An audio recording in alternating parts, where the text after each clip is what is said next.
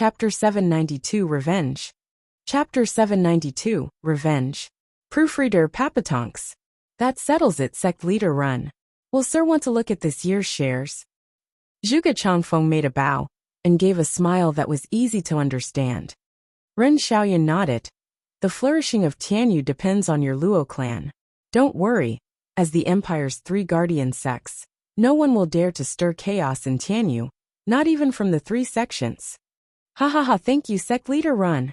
With another deep bow, Zhuge Changfeng withdrew from the hall. Seeing him go, Ren Xiaoyan nodded, feeling pleased with himself. From now on, the demon scheming sect would cease to be a threat to him, while Tianyu's representative was now under Heaven Trailing Sect. Tianyu's resources, even trades, all would be in Heaven Trailing Sect's pocket. The other 2 sects, humph, they dare think about my money when they're hanging by a thread? In all honesty, after all this chaos Zhuofan stirred up, the mystical Heaven Sect ended up ruined while the demon scheming sect crippled. Only Heaven Trailing Sect was the big winner here, taking all of Tianyu's income for himself. I've won big time in this, ha ha ha. Ren Xiaoyan was giddy on the inside, then shouted, Guard. Yes, sir. A man in black up and appeared in a bow. Ren Xiaoyan spoke. Use Ascending Jade to tell the pursuers of the demon scheming sect remnants to come back. Also, use my name to warn the demon scheming sect and mystical heaven sect that they are forbidden from interfering inside Tianyu and disturbing it. Yes, sir. The man bowed again but paused. Ren Xiaoyan frowned. Why are you still standing there? Sect leader, you've been talking with that man so far and I have yet to notify you. Actually, the pursuers of the demon scheming sect remnants have already returned. What? Who told them to come back so soon? I didn't even get to send them a message. Ren Xiaoyan raised an eyebrow. The man hesitated. Sect leader, from the elders recounting, they pursued the remnants at Tianyu's border when they met Luo clan's experts blocking them. They trapped the elders' team, but then let them go, telling me to tell sir that they have reached an agreement with sect leader. They were unclear and had not received sir's message, but since they were let go, they came to confirm this. Sect leader. Stumped for a long time, Ren Xiaoyan came to and muttered. They said they had a deal with me? Even if that's true, it just took effect moments ago. Ren Xiaoyan turned to where Zhuge Changfeng was gone and sighed. They truly believed a mere old man's ramblings could persuade me. Truly cunning. The Luo clan has talents and it keeps growing. Sect leader. The man asked, do I send the message? Ren Xiaoyan gnashed his teeth. I hate how a secular clan toyed with me, but I have to admit, Zhuge Changfeng's words moved me. Send it. Let the 2 sects know Tianyu's head of power, Luo clan, is Heaven Trailing Sect's representative. It has no ties with the demon scheming sect. Yes, sir. The man nodded and vanished, leaving Ren Xiaoyan with his muttering. Zhuge Changfeng, the 3 sages, humph, I've now come to see what you are. A month later, Zhuge Changfeng was back in the Luo clan's home, Wingay City. Everyone gathered in the hall, waiting for his news. Venerable Bai's group was the most tense, wanting to rush through Tianyu still and enter Chuanrong to escape pursuit. Luo Yinhai had to advise him many times to wait. Now that Steward Zhuge was back, they all gathered around eager to know the answer. Zhuge Changfeng calmly looked at them and smiled, milking the tense moment for all it was worth. The only ones calm were Leng Wuchang and Yu Ming, sipping tea at leisure. Steward Zhuge, how is it? Luo Yinhai could not hold it in. Smirking, Zhuge Changfeng was about to speak, but Leng Wuchang put one leg over the other as he began. Clan head, just look at his obnoxious grin. Of course he did it. Hey, old Leng. I risked my life in mediating the problem while you just relaxed in your comfy chair. Zhuge Changfeng glared. Leng Wuchang stuck his chin out. And? I've been making plans here. Shitty plans, more like it. You think I or Yu Ming can't do the same? Zhuge Changfeng mocked. Try having a chat with that stone-cold Ren Xiaoyan. See how you'd fare then. This time I have to agree with Steward Zhuge. He is much better at us in being a mediator. I am best at strategizing while you are at shooting your mouth. Yu Ming grinned. Leng Wuchang's face twitched. Hey, are you two ganging up on me now? My tactics aren't for show. Old Zhuge, did you divide Tianyu's resources again? Cutting 10% from the demon scheming sect and adding to heaven trailing sect? Hee hee, I'm not an unwanted contriver for nothing. Since when was it your plan? Zhuge Changfeng mocked. Since the demon scheming sect wants to fight us, there's no point in holding back at all. And we needed a new cover too. Giving 10% to heaven trailing sect will make the two sects look cross, but demon scheming sect's hatred will turn on heaven trailing sect. While mystical heaven sect's unchanged income would make it look from the side at their scuffle. This way it won't mind us as well. Adding heaven trailing sect's cover to that, the matter is settled. Really, Steward Zhuge, is it really over? Luo Yunhai cheered. Zhuge Changfeng nodded. Of course, clan head can rest easy. It wasn't much anyway. Far more relaxed than Tianyu's previous tangled mess. First of all, the three sects aren't being difficult, especially heaven trailing sect. It sent troops to help the demon scheming sect, but it was only to control their growth. With it becoming a middle three sect, it posed a threat to heaven trailing sect. It was not for some meager 5,000 sacred stones, but to make sure that never happened, even going against Double Dragon Manor's rules openly. Since he has a goal, then that made it easier. Now that we're on his side, suppressing the demon scheming sect together would sure to put a wide smile on his face. And to avoid the demon scheming sect from being up against the wall, we only took just 10%, making it turn on heaven trailing sect as well, and not us. Otherwise, if we had cut every supply with it, it would be against Western lands rules and force it to invade Tianyu. At least with some income from us, they'd think twice about ruining Tianyu. This makes us appear more neutral. Lung Wuchang explained. Zhuge Changfeng mocked. Easier said than done. Implementing it has a lot of dangers. Sir Lung, if it had been you who went, you'd have been obliterated. Hey, Lung Wuchang shouted. Luo Yunhai smiled as he eased up the tension. While none of these intellectuals boasted they were the best, neither was about to back down, always butting heads when they met. Venerable Bai's side was stumped. They had been hounded by three sects, yet the matter had been solved just like that. This was the power of the three sages. Looking at them bickering, with Luo Yunhai mediating, Venerable Bai was gratified.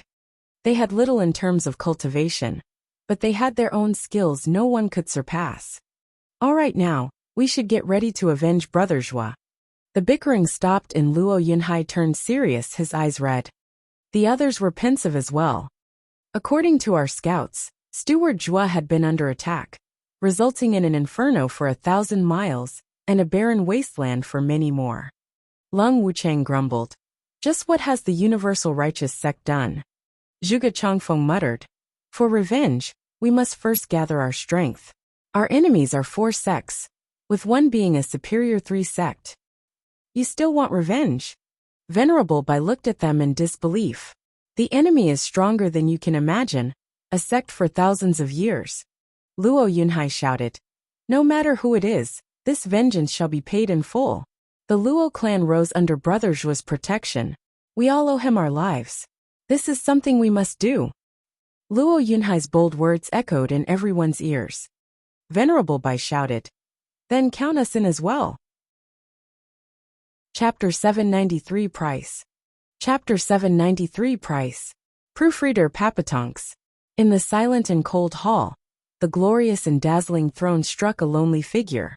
Xia Wuyue sat there, running his hands over its cold texture with a pleased grin.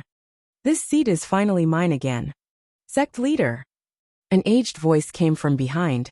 It's been months since we last heard of anything from the men we sent to pursue those traitors in Tianyu. I fear. Xia Wuyue's brow shook. Tianyu? Humph, I almost forgot that Zhuafan came from there.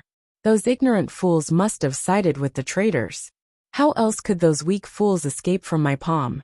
Venerable Sure, contact Heaven Trailing Sect and Mystical Heaven Sect to send more men. It's time we change our representative in Tianyu. Yes, sir. Venerable Sure nodded, and was about to withdraw when a disciple rushed inside. He presented a jade. Sect leader, Double Dragon Manor sent word. Double Dragon Manor? Xia Wuyue mocked. Just what has that universal righteous sect done? They even let those girls escape and report to Double Dragon Manor. Not that it matters, Humph.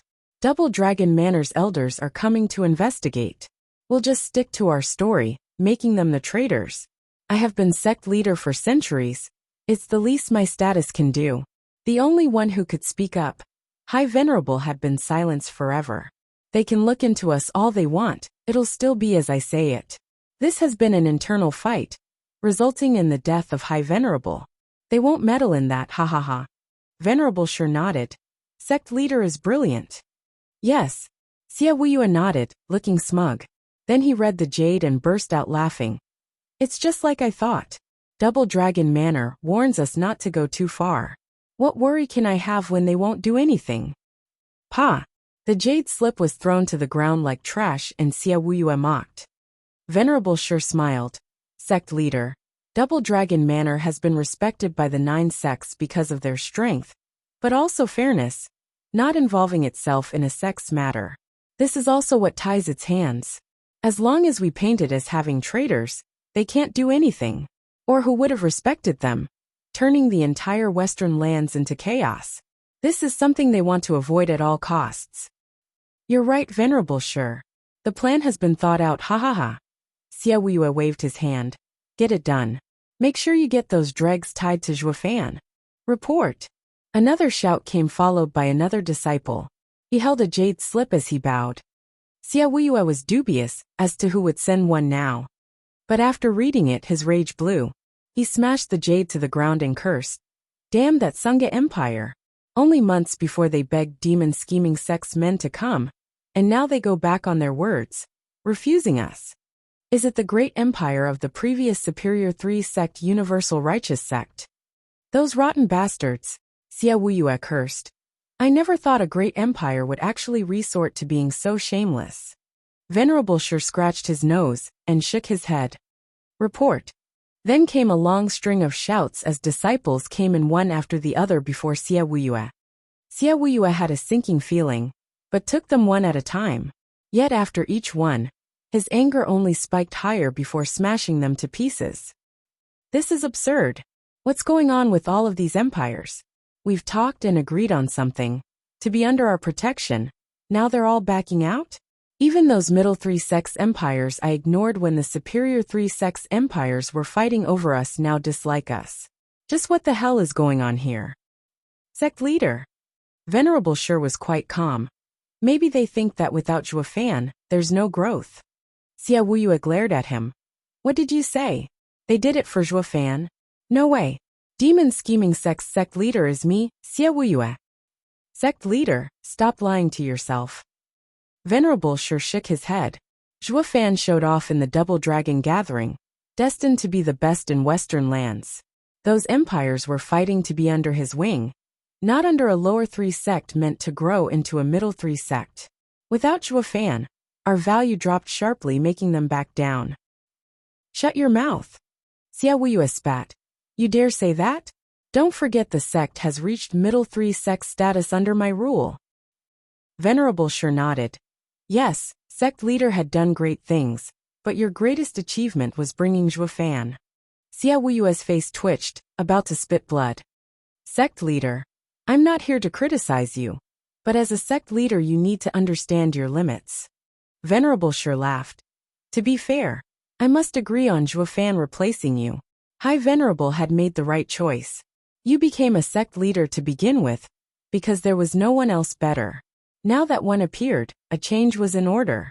As to why I have been always against Zhuofan, wanting to kill him, that's because he's my enemy. But regarding competence, I admire him wholly. Venerable sure. Also, Venerable sure snickered as Xia Wuyue shouted. Sect leader, your temper better change. As you know, the entire sect is now made up of us old guys. I helped you get your seat. Now just sit on it and not stir things up like before. When you want something that's not yours to begin with, there's always a price to pay, ha ha ha. Xia Wuyue was livid from anger, glaring as Venerable sure just walked away. He then slumped in his lone and cold throne. He got his seat, but that was it. Report. Yet another disciple rushed in, and Venerable sure blocked him. Let me take those jade slips. Sect leader needn't bother. Yes. The disciple nodded and Xia Wuyue shook in rage and powerlessness. Reading it, Venerable Sure pondered before saying, Sect Leader. Sect Leader Run is telling us not to make a scene in Tianyu and upset the peace between the three sections.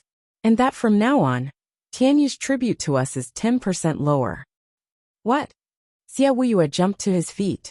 Venerable Sure sighed, flicking the jade slip backward as he walked away. It seems Tianyu has some smart people to string heaven-trailing sect along.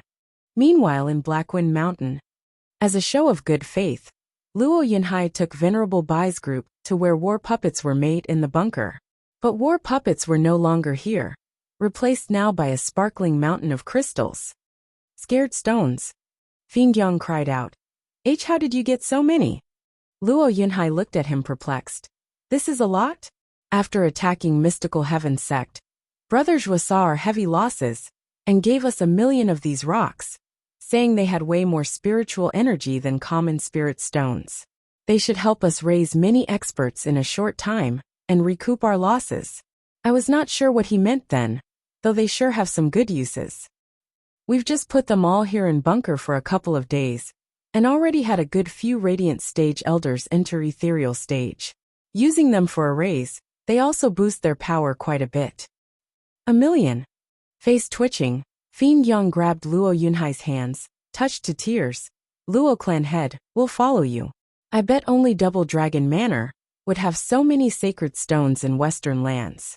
No Superior 3 sect could come close. With these resources, our power will rise higher and higher. Damn that Zhua fan. He lied to us, whining on his poverty, that cheapskate, when he could take out so many. If I knew, what was the point of going to Double Dragon Gathering anyway? The others nodded. Then they crowded around Luo Yunhai, proclaiming their lifelong allegiance to the Luo clan. Luo Yunhai nodded in reflex, still shocked. Are these baubles that enticing? Seeing them so lively, two figures left the bunker in silence. They looked at the setting sun in sadness. Shuang'e noticed her grief and said, Don't worry, Sister Yunchang. With so many sacred stones, Brother Zhua will be avenged. What's the point? It won't bring him back. Tearing up, Luo Yunchang's empty eyes reflected the fading twilight. In the Double Dragon Manor, Chu Qingqing and the two girls watched the same sun, their eyes filled with unwillingness. Footsteps were heard as Wu Qingqiu came from behind.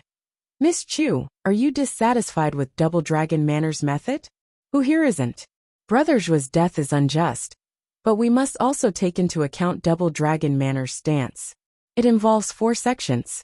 Then there's grave news from Eastern lands and their unrest. The exalted have no choice but to settle Western lands first. Clenching her teeth, Chu Qingqing said nothing, her eyes hazy from tears of hatred. Chapter 794, Infernal Valley. Chapter 794, Infernal Valley. Proofreader, Papatonks. SSS. In a pitch-black space, a golden flame raged. It grew and grew, taking the shape of a mile-long dragon, shedding some light to this dark place. Roar! A draconic roar came from the golden fire, and it looked below at the tiny humans, only 2 of them. One stood there with utmost respect and a slight bow Yilin. The other was an icy corpse, covered in gaping wounds from head to toe. Looking at the corpse, the dragon rumbled. Is he the one you spoke of? Yes, master. I have brought him. Yilin bowed. Squinting, the fire dragon sized him up. You sure were vicious. I only asked you to bring him, and use the dragon breath pill if necessary to warn him, not to show up here with him beaten, so bad there's not a breath in him. Is it revenge for last time? But if he's the one you told me, why did he get hurt so easily? And you're completely unharmed, unlike last time being carried here from the Double Dragon Gathering. Master, am I so petty? Yilin sighed. I fought in the Double Dragon Gathering with my name as a sacred beast inheritor on the line. A loss is a loss. Why be so narrow-minded about it? Moreover, since I already lost once, I wouldn't have the heart to fight him again. The huge draconic eye shook, waiting for his explanation. Yilin bowed. Master, when I rushed over, he was already surrounded by the Universal Righteous Sect's hundreds of people. I have used the dragon breath pill master gave me to get rid of them, then brought this half-dead body here. I see he's been attacked. The fire dragon looked down and became astounded. Just who on earth is his master? He has too many inheritances. Many of them belong to astounding figures, no less renowned than myself. Yilin nodded. Yes, master, when I fought him, I also felt his inheritance was complex, not just from one person, but even against his chaotic and incomplete powers I still lost. I have shamed master. No, if you were to lose to anyone else, that's when you would have shamed me, but losing to him is justified. The fire dragon's face was solemn. Startled, Yilin wondered. Why is the always competitive master suddenly soft? He actually admitted his disciple is weaker than another? The fire dragon said, Yilin, you must have heard me telling you about the 10 ancient sovereigns, and us 5 great sacred beasts, with many other strong beings in the sacred domain.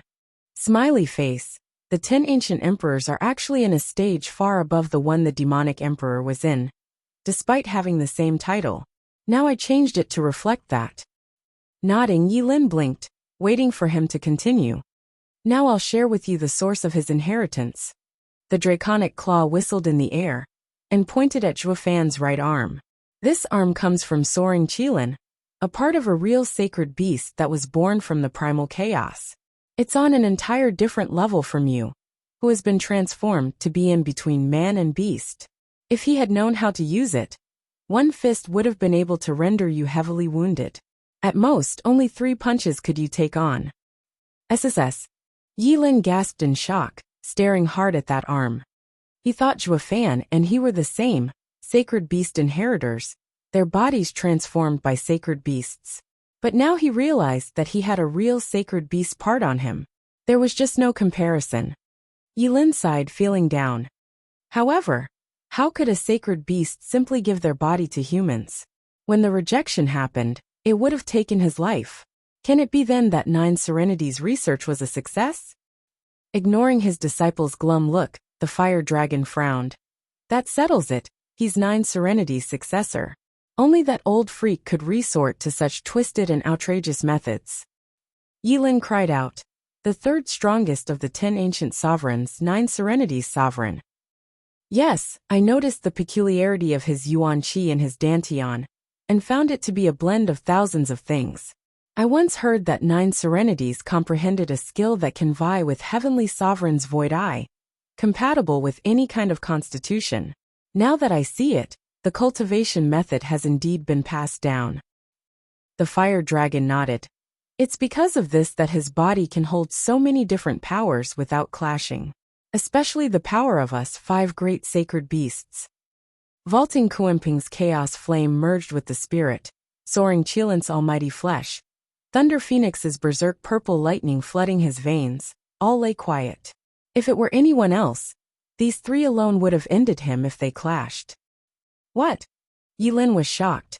You're telling me he has 3 great sacred beast powers.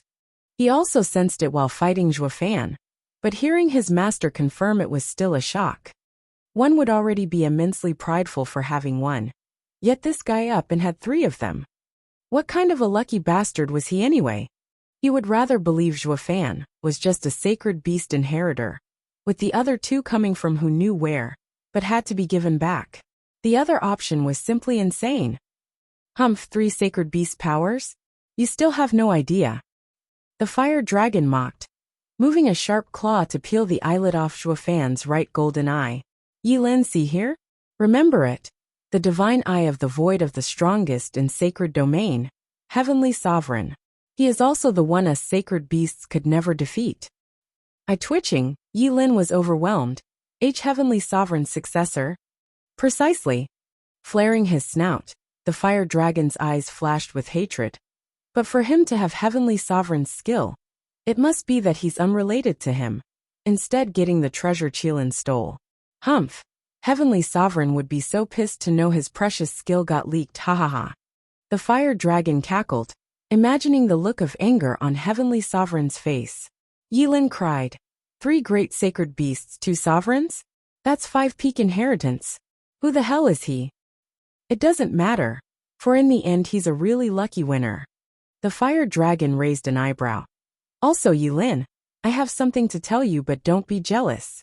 He doesn't have just 5 but one more. The fire dragon pointed at Zhuofan's belly. Whoosh! A light flashed and Blood Infant turned into a demonic sword, under the immense heat of the flame and the fire dragon's might. The demonic sword shook, then returned back to Zhuofan's body. Yilin was stumped. Master, is that a sword? No, a spirit. The fire dragon said. There was a rumor about Patriarch Blood Demon I told you about. He was only in the saint stage, yet refined a blood infant that none in the sovereign stage dared to mess with. But after he died his skill was lost. I never thought I'd meet it here. Added to a sacred weapon to become a sword spirit. Ha ha ha. The power Blood Infant has when reaching saint stage, while using a sacred weapon, will be unthinkable. I bet it can easily dispatch average sovereigns. The fire dragon laughed, his eyes pensive. Yilin looked at Zhuofan with a complicated look. 6 peak inheritances. Now this is heaven's favorite. How can I compare to him, when I only have one? Ahehem, getting my inheritance is the highlight of anyone's life. And what's the use of having so many anyway? Unable to reach their peak will still get you beaten up. The fire dragon scolded. Yilin grinned. And if he does train them? Well, the fire dragon sighed. Then he'll be unstoppable. Yilin stood there stunned. But then the fire dragon shook his head. Which is impossible. The ultimate skills of sovereigns, and the abilities of sacred beasts came about after millions of years. To master them all is just not feasible. It's better if you stick with mine, on the path of the fire dragon, rather than bite more than you can chew. And you don't have 9 serenities sovereign's inheritance, either, and can't agree to having so many powers. You'll only die. Disappointed still, Yilin nodded in the end. Then he looked down on Zhuofan. Master, his body shows no sign of life ruined. But his soul might be saved. Ha ha ha. His soul is under Chaos Flame's protection, and should recover by himself. But wounded as he is, only if I trigger it. As for his body, it's not ruined just yet. He has the Blood Infant protecting it. It holds the source of life. As long as Blood Infant is around, his body will never die. His severely damaged body needs to be repaired, is all. The fire dragon hissed as he ripped a golden scale, placing it over Zhuofan's body. Then a scorching golden flame engulfed him, burning hotter and hotter. Chapter 795 Revival. Chapter 795 Revival. Proofreader Papatonks. Golden flame refining, decimating dragon scale armor. Eyes squinting, Yilin watched the familiar spectacle for a long time. It was the same way he was saved back then. Master, you're using your reverse scale again, and decimating golden flame to refine his body. Won't that mean he'll be just like me? Why jealous? Never once considering his disciple's opinion, the fire dragon nodded. Yilin's face twitched and sighed. That'll give him a 7th peak inheritance. The decimating golden flame.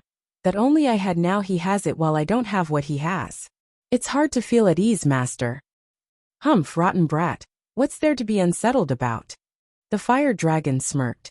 Can you even do what I told you to do alone? Haha. I know how improbable that is. Since such a perfect and rare specimen came, a kindred spirit as well, I'll be sure to use everything to save him, to strengthen him so he could finish my work. Yilin's brow twitched. Kindred? Yes, kindred. Fire dragon's eyes flashed and revealed a nasty grin. Those huge eyes never left the ball of fire below. 9 serenities.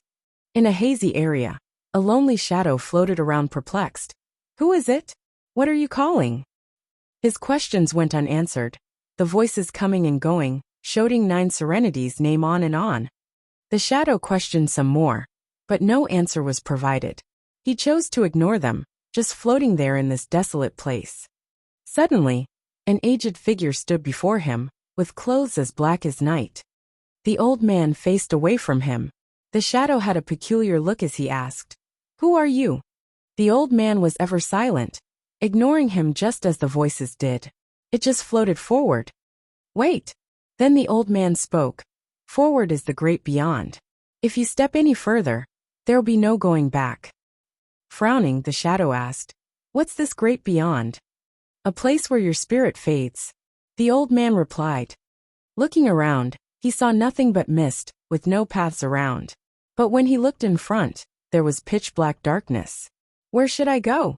The old man paused, left speechless. He finally sighed. Wait here. Oh. The shadow nodded, standing there like a good child. In front there was pitch blackness and behind darkness. Around him there was nothingness swirling, with only he and the old man standing here. 9 serenities, we've waited your return. The drawn-out calls came once again. The old man shook. The shadow asked, Are they calling for you? Yeah. Why don't you answer them? They can't hear me, nor would they dare to talk back. The old man's back shook a bit and sighed. I have promised something I failed to do and can't return. The shadow looked around, at the endless haze without any path in sight. Yet there's no return without a path. Unless, the shadow pointed at the pitch blackness in front. You go there. But once I do, I'll never come out, never coming back. The old man sighed. I still want to return. I can't ever go forward. The shadow nodded after a pause, then floated forward. As he went, pitch blackness crept behind him, cutting his retreat. The old man shouted. What are you doing? Didn't I told you not to go? But this is the only way. Shaking, the shadow looked at the old man, puzzled. The old man shivered as if afraid. The shadow just kept going forward. Hold on a minute. The old man cried. Before you go, mind answering a question of mine? What question? Who are you? Startled, the shadow frowned for a long time, then shook his head. I don't know. Who am I?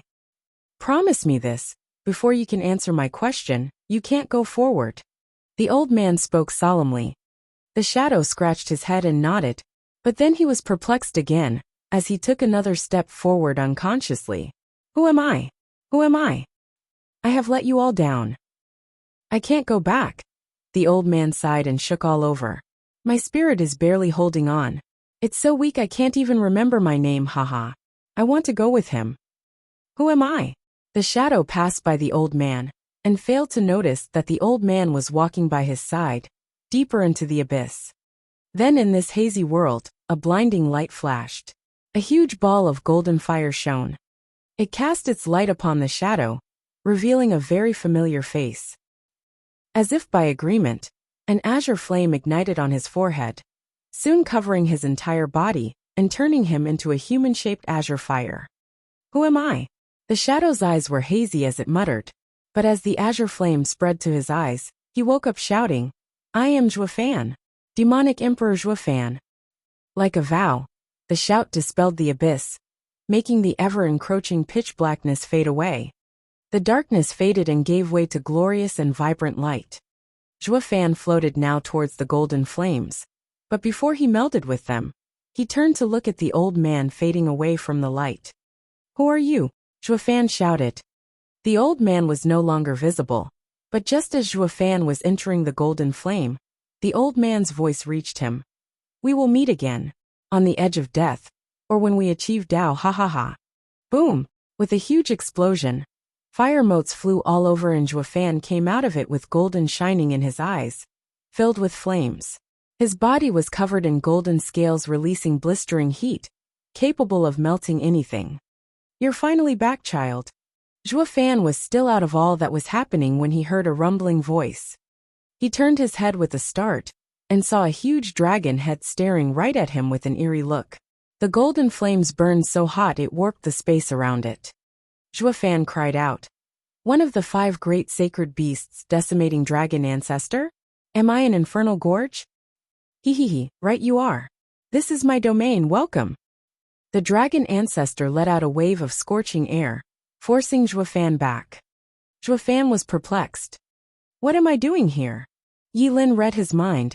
I brought you. When you were fighting the universal righteous sect's siege, you were at the end of your life, your soul and body about to go cold. Only my master could save you. That's why I brought you here. Yilin. Zhuofan's brow shook. Zhuofan pondered then shouted. What about the girls? How are they? Yilin raised an eyebrow. Since when did you care about someone else? Just tell me, are they all right? They're fine. When I arrived, only you were fighting, blocking hundreds of men from Universal Righteous Sect. I did you a favor and killed them all. There should be no pursuers. Good, that's good. Easing a breath he'd been holding, Zhuo Fan was relieved. In his persistent determination to hold on for 3 days, his consciousness had faded at some point. One might have even ruled him dead. But he went on, hanging on to that last breath. That was what kept him fighting for so long, while he knew nothing of what was happening nor if the girls got away. The decimating dragon ancestor asked curiously, "Child, are those people related to you?" Dragon ancestor, my wife is with them." Zhuo Fan bowed, knowing how to clean up his act before such an almighty existence. His answer made the dragon snort, flaring its nostrils. "Heed my warning. Break all ties with them. You're not even aware you sunk so deep because of them. If you really do care about your wife, stay away from her." What? Zhuo Fan stood there dumbstruck. Chapter 796, 10 Sovereigns, 10 Paths. Chapter 796, 10 Sovereigns, 10 Paths. Proofreader, Papatonks. Glancing at the dumbstruck Zhuo Fan, the dragon ancestor turned to Yi Lin. "Leave us. There's something I want to speak to the kid." The dragon then clawed the air. Following the wave of heat, the space tore, revealing on the other side a magnificent landscape. Yi Lin looked at the dazed Zhuo Fan, then bowed and left. The tear sealed behind him, and this area was once again a searing inferno. "Just what's going on? What do you mean by that?" Zhuo Fan's brow shook, and he felt uneasy. The dragon ancestor had touched his greatest fear. The dragon shouted, "Before I answer, you must first be honest with me. Who are you? Why do you have so many great legacies despite being so young?" Zhuo Fan did not reply. It was his greatest secret, and not something that could be shared. "Talk, or you'll one day be sorry. Don't say I didn't warn you." The dragon ancestor's roar gave a stern warning. Sighing, Zhuo Fan felt helpless. He had lost all grounds in this negotiation. Not that it mattered much. Vaulting Kuimping had him explain himself. And now talking to this dragon ancestor wouldn't be much of a difference. He wanted to know why the dragon ancestor wanted him detached from others, especially Qingcheng. So he began detailing his 2 lives, making sure to include his meeting with Kuimping and his request to find the other sacred beasts. The dragon ancestor was stunned. He sighed. "Kid, you're really something to have such strange circumstances. You must know that any one of those legacies is a dream come true for others. Yet you took them all for yourself, ha ha ha. Congratulations, especially on 9 Serenity's dubious arts, allowing you to come back through grudges. Even I have to show my admiration for such skill." Zhuo Fan chuckled and nodded, feeling the same way towards 9 Serenity's sovereign's research. However, the dragon ancestor changed his tone. His maw perked in a savage grin. "Kid, despite the amazing luck on you, it fails you when you most need it. You've been had by Ol Kuimping, and now you're stuck with us. Your life is destined to be spent in fear. Under constant despair, your life might end the next moment." Zhuo Fan's heart trembled from shock. Where did that come from? The ancient period. With a long sigh, the dragon ancestor released a heat wave, and his fiery bulk shook. As he gazed at the sky, he struck a lonely figure. In the time of the primal chaos, when heaven and earth began to take shape, we were born, graced with 5 primal abilities. Everywhere we went, the beasts saw us as kings and the humans unable to reach our level. But us 5 great sacred beasts only had interest in each other, to duel and settle once, and for all who had supreme dominion over this world. The fights were endless. The disregard for humans was so severe. We saw them as nothing but snacks. This is how we spent the next few millions of years, always fighting and never winning, unable to settle on a one ruler. Kuimping, the old geezer, maybe his gentle chaos flame, being able to harmonize yin and yang had something to do with it, was slick and cunning. This made him be seen as a friend by the other 4 sacred beasts, from the constant mediating of our conflicts. But he was far from being fit to be the leader of us 5 great sacred beasts. None of us was any weaker than the other to begin with. Zhuo Fan nodded. Sacred beasts were not much different from wild beasts. Unless beaten into submission, it would just not listen. Preaching and smooth talking was pointless. But, Dragon Ancestor continued, One day, beyond our knowledge, our carefree days ended. The humans we disregarded so much revealed to have 10 strong members. They had deep insights in the workings of the world, creating remarkable arts that held the power to contend with our might. To the point the top 3 were able to beat us. These 10 later on became the 10 ancient sovereigns. Their power was called the 10 paths to heaven. They can break the world and seize all. Under their guidance, humanity began to comprehend the Tao, beginning to cultivate and grow stronger. Countless experts rose to prominence while the supremacy of the sacred beasts upon the world began to wane. They were driven back to the forests and mountains. Only then did we realize that heaven was impartial. While our might was incredible, our intelligence was not. Be it sacred beasts or spiritual beasts, none could understand the heart's mysteries, blocking our advance. Humanity was weak, but was very sharp too, with the chance to rise to the top. Especially those 10, they have become the peak of this world's power. Dragon Ancestor sighed. By the way, kid, don't you have Patriarch Blood Demon's blood infant in you as well? That's borrowed power, something that will never get you to the top. Do you know why Patriarch Blood Demon was stuck in the Saint stage, and the sovereigns avoided him? Isn't it because he was a show-off and ended up being killed before reaching the sovereign stage? Zhuofan asked. Dragon Ancestor laughed at his answer, mocking.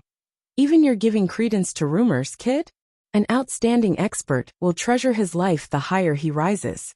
With how cultivation takes ages to advance, who would show off? Knowing he was in the Saint stage, no matter how strong, he'd be suicidal going against a sovereign. Startled, Zhuofan pondered a bit before nodding. True, if I were in Patriarch Blood Demon's stead, getting to the sovereign stage was a much better option than to flex. Then why? Dragon Ancestor spoke. The 10 paths to heaven are finite and all accounted for. For one to rise, another had to fall. This is why the Patriarch Blood Demon always lived on edge, challenging the sovereigns, which ended up being his downfall as well. As an ex-demonic emperor of the sacred domain, you should have a broader horizon. Haven't you ever noticed that all the arts and skills in the world have their roots going back to these 10 paths? Trembling, Zhuofan was in a state of shock. That means. Precisely. Dragon Ancestor's eyes flashes. As long as the 10 sovereigns live, even if humanity cultivates, it will never reach higher. This is a world constant, its balance. It places a limit on the number of ultimate experts at one time to maintain it. The 10 paths to heaven are in balance. That's why one can only rise when another has fallen. Everything revolves around them. Stunned, Zhuofan clenched his fists in denial. Doesn't that mean that all cultivators are stuck in the Saint stage? Not necessarily. Dragon Ancestor shook his head. I already said, if one falls, another may rise. Humanity cultivates to comprehend the Tao, to the point of reaching the peak and seeing the nature of the world. Only most cultivators' insight falls in line with the 10 paths, thus cutting off your future. But by gaining insight in a path outside of these 10, then you'll be a fully fledged sovereign in your own right. Then, as heaven wills it, with the rise of one, another has to fall. When Patriarch Blood Demon challenged the sovereigns, he did it in belief that his blood path was outside of theirs, a new path that allowed him to dethrone one of the 10 sovereigns. He was mistaken, unfortunate, as the no demonic blood path fell under 9 Serenity's path. This bound him to the Saint stage for the rest of his life. His blood infant was amazing, yes, but it was only a skill, while his cultivation could never reach the height of power the 10 sovereigns enjoyed. Zhuofan nodded. This explains why after years and years, there was no other sovereign appearing besides the 10 ancient sovereigns. The requirements are too high. Even if the 10 sovereigns weren't there, one must first comprehend their path to become its patriarch, before rising into the sovereign stage. In a meritorious world such as this, hardly anyone had such qualifications. My master, Elder Yuan, has a high chance of comprehending the heart path. A shame his aptitude lacks, stunting his cultivation stage despite his deep insight. Zhuofan shook his head and sighed. The road to the sovereign stage is beyond difficult. Dragon Ancestor looked at him hard then smiled. Ha ha ha, kid, You think that's hard? Wrong again. For us, the 5 great sacred beasts and the 10 sovereigns, the sovereign stage is in the past. What all of us really care about is that even in the sovereign stage, we're all nothing but the world's toys, under constant threat and unable to dominate the world in the truest sense. The 10 paths to heaven might look unflinching, but they aren't without dangers. They are at risk of being replaced. That is why we wanted to strive for a higher stage. This is what brought the next series of great events. It even included your fate. Trembling, Zhuofan's expression turned heavy as he frowned, waiting for the explanation. Chapter 797, Heavenly Sovereign's Prison. Chapter 797, Heavenly Sovereign's Prison. Proofreader Papatonks. Humanity focuses on insight. To advance, they need to go through the stages. Sacred beasts rely on power, and need to amass greater power to advance. This ended up being the root of the most terrible war of all time. Dragon Ancestor's eyes shone as he grit his fangs, showing his bloodlust. All humans searched for a way to advance, with almost none succeeding. But 2 sovereigns and 1 beast had their own ideas. They were the strongest heavenly sovereign, the most devious 9 serenities, and the most unscrupulous geezer Kuimpeng. If not for him, Thunder Phoenix would have never had suffered so much at Heavenly Sovereign's insidious blow. Zhuofan's heart shook. Heavenly Sovereign hurt the Thunder Phoenix. How else do you think the purple lightning gold I came to be? Decimating Dragon Ancestor mocked. Each of these 3 had their own way of overcoming the sovereign stage. Heavenly Sovereign wanted to do it through the divine eye of the void that contained everything. By holding all the world offered, he'll become its supreme ruler. 9 Serenity's sovereign pondered that all things had the same source, the world's Tao. By wielding the world's power, wouldn't you have it all? Through their own understanding, each ruled. Zhuofan shook and nodded. This must be the source of the demon transformation art. A shame 9 Serenity's sovereign never got the chance to train it, having gone missing. As for Kuimpeng, Dragon Ancestor grew angry, his burning claw swiping around. He actually wanted to steal our 4 great sacred beasts' power. By means of returning them to primal chaos, he would go beyond a sacred beast and reach the highest level. What combining 5 great sacred beasts' powers? Zhuofan was shocked. Thinking about it, he had considered it as well at some point. But he was not the first. Kuimpeng came up with it in ancient times. If he hadn't combined 4 of them already, Zhuofan would have labeled Kuimpeng as a madman. 5 extreme powers clashing into each other? It'd be a miracle if he were still around to tell the tale. But having gone through that preliminary process, he knew that the result would be beyond the 5 great sacred beasts' power. So much so it was in another realm. While Kuimpeng's intentions were dubious at best, this avenue showed promise. As for success, it all came down to how he handled these powers. Dragon Ancestor continued in a dark tone. Ever since the 10 sovereigns appeared, we could no longer overlook humanity. But humans are deceitful, unlike the frank spiritual beasts. To come in contact with the 10 sovereigns, we elected the most glib sacred beast among us, Kuimpeng. We had no way of knowing the crafty Kuimpeng, who only mediated our conflicts, had been corrupted by humanity's twisted minds. To test whether the 5 powers could be combined, he created the word-crushing array that 5 beasts could use. He came to us with it, by lying it was to counter the 10 sovereigns. The day the array was employed, no matter how strong the 5 powers were, there was no sign of joining together. Disappointed, he figured the powers were still inside each of us, and that's why they could not fuse correctly. So he sought the help of Heavenly Sovereign. The first victim ended up to be Thunder Phoenix.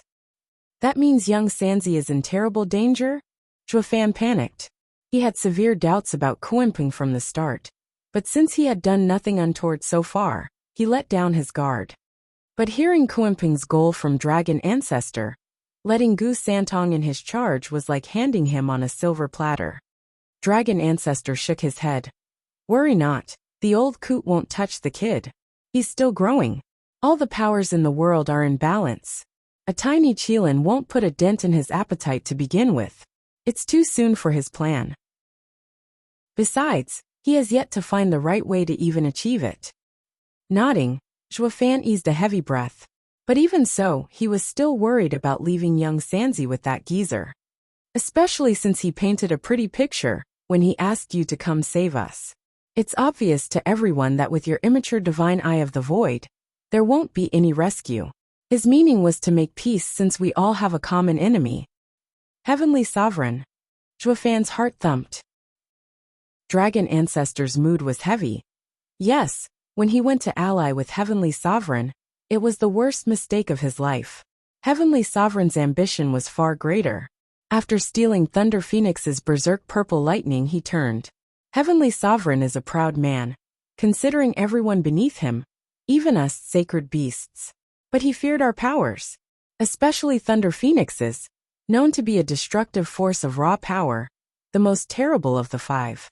If he took the purple lightning for himself, then nothing in the world could escape his divine eye of the void. He worked with Kuimpung, but only to test his limits. Once he assessed them, he went to work on his true plan, which included all living things. What is it? Zhuofan asked even as his mind worked some guesses. With a sneer, the Dragon Ancestor said, as an inheritor of the divine eye of the void, you still don't know its power. A new world. Yes, creating an entirely new world and having everything moved there, to become its supreme ruler. Taking a deep breath, the Dragon Ancestor revealed a hint of fear. This is without a doubt a catastrophe to this world. With everything contained in his eye, will be nothing but cattle. Or worse, he plans on using the power of the entire world to advance beyond the sovereign stage and attain true dominion. Sacred beasts being against this was obvious, but even the other sovereigns would defy it. This marked the start of a great war among the 10 ancient sovereigns. It ravaged the lands for millennia, taking a heavy toll on its inhabitants. No matter how strong Heavenly Sovereign was, not even he was assured of victory. To make sure his ultimate skill did not go out, he used an imparting stone, hiding it behind a realm. Finding out about this, we planned on stealing it and figuring out its weaknesses. But soon Heavenly Sovereign noticed our plan. Enraged, he hunted us 4 sacred beasts down. With the power of his eye, he created the mortal domain to trap us. In essence, the mortal domain is Heavenly Sovereign's prison, and we the inmates. We were being assaulted by berserk purple lightning every day, wanting to take back his art. He had no idea Qilin had taken it, ha ha ha. Dragon Ancestor laughed, but his joy was with tears. For the great sacred beasts to be trapped by a single man, this was no longer shame, but humiliation. And he was Heavenly Sovereign, the strongest sovereign for a reason. Zhuofan was dumbstruck. Every sacred domain denizen believed the lowest rung, the mortal domain, was made naturally. Now he found out the truth that Heavenly Sovereign had created it to trap the sacred beasts. Just what power is that? Isn't this like being the ruler of a world? Is this the power of a sovereign? Dragon Ancestor broke him out of his dazed look with a smile. Heavenly Sovereign is the very peak of this world. Zhuofan sighed. Afterward, we roamed the mortal domain, suffering every day, oblivious of how the 10 sovereigns' war was going. Then the 10 sovereigns vanished practically overnight. The rumors say they fell, dead fighting each other. Zhuofan sighed. Dragon Ancestor cracked up. Ha ha ha, they fell? Don't make me laugh. Granted, others might fall. But Heavenly Sovereign? What about this prison? Isn't it still standing? The mortal domain will stand as long as Heavenly Sovereign lives? Craning his head up, Zhuofan asked in disbelief.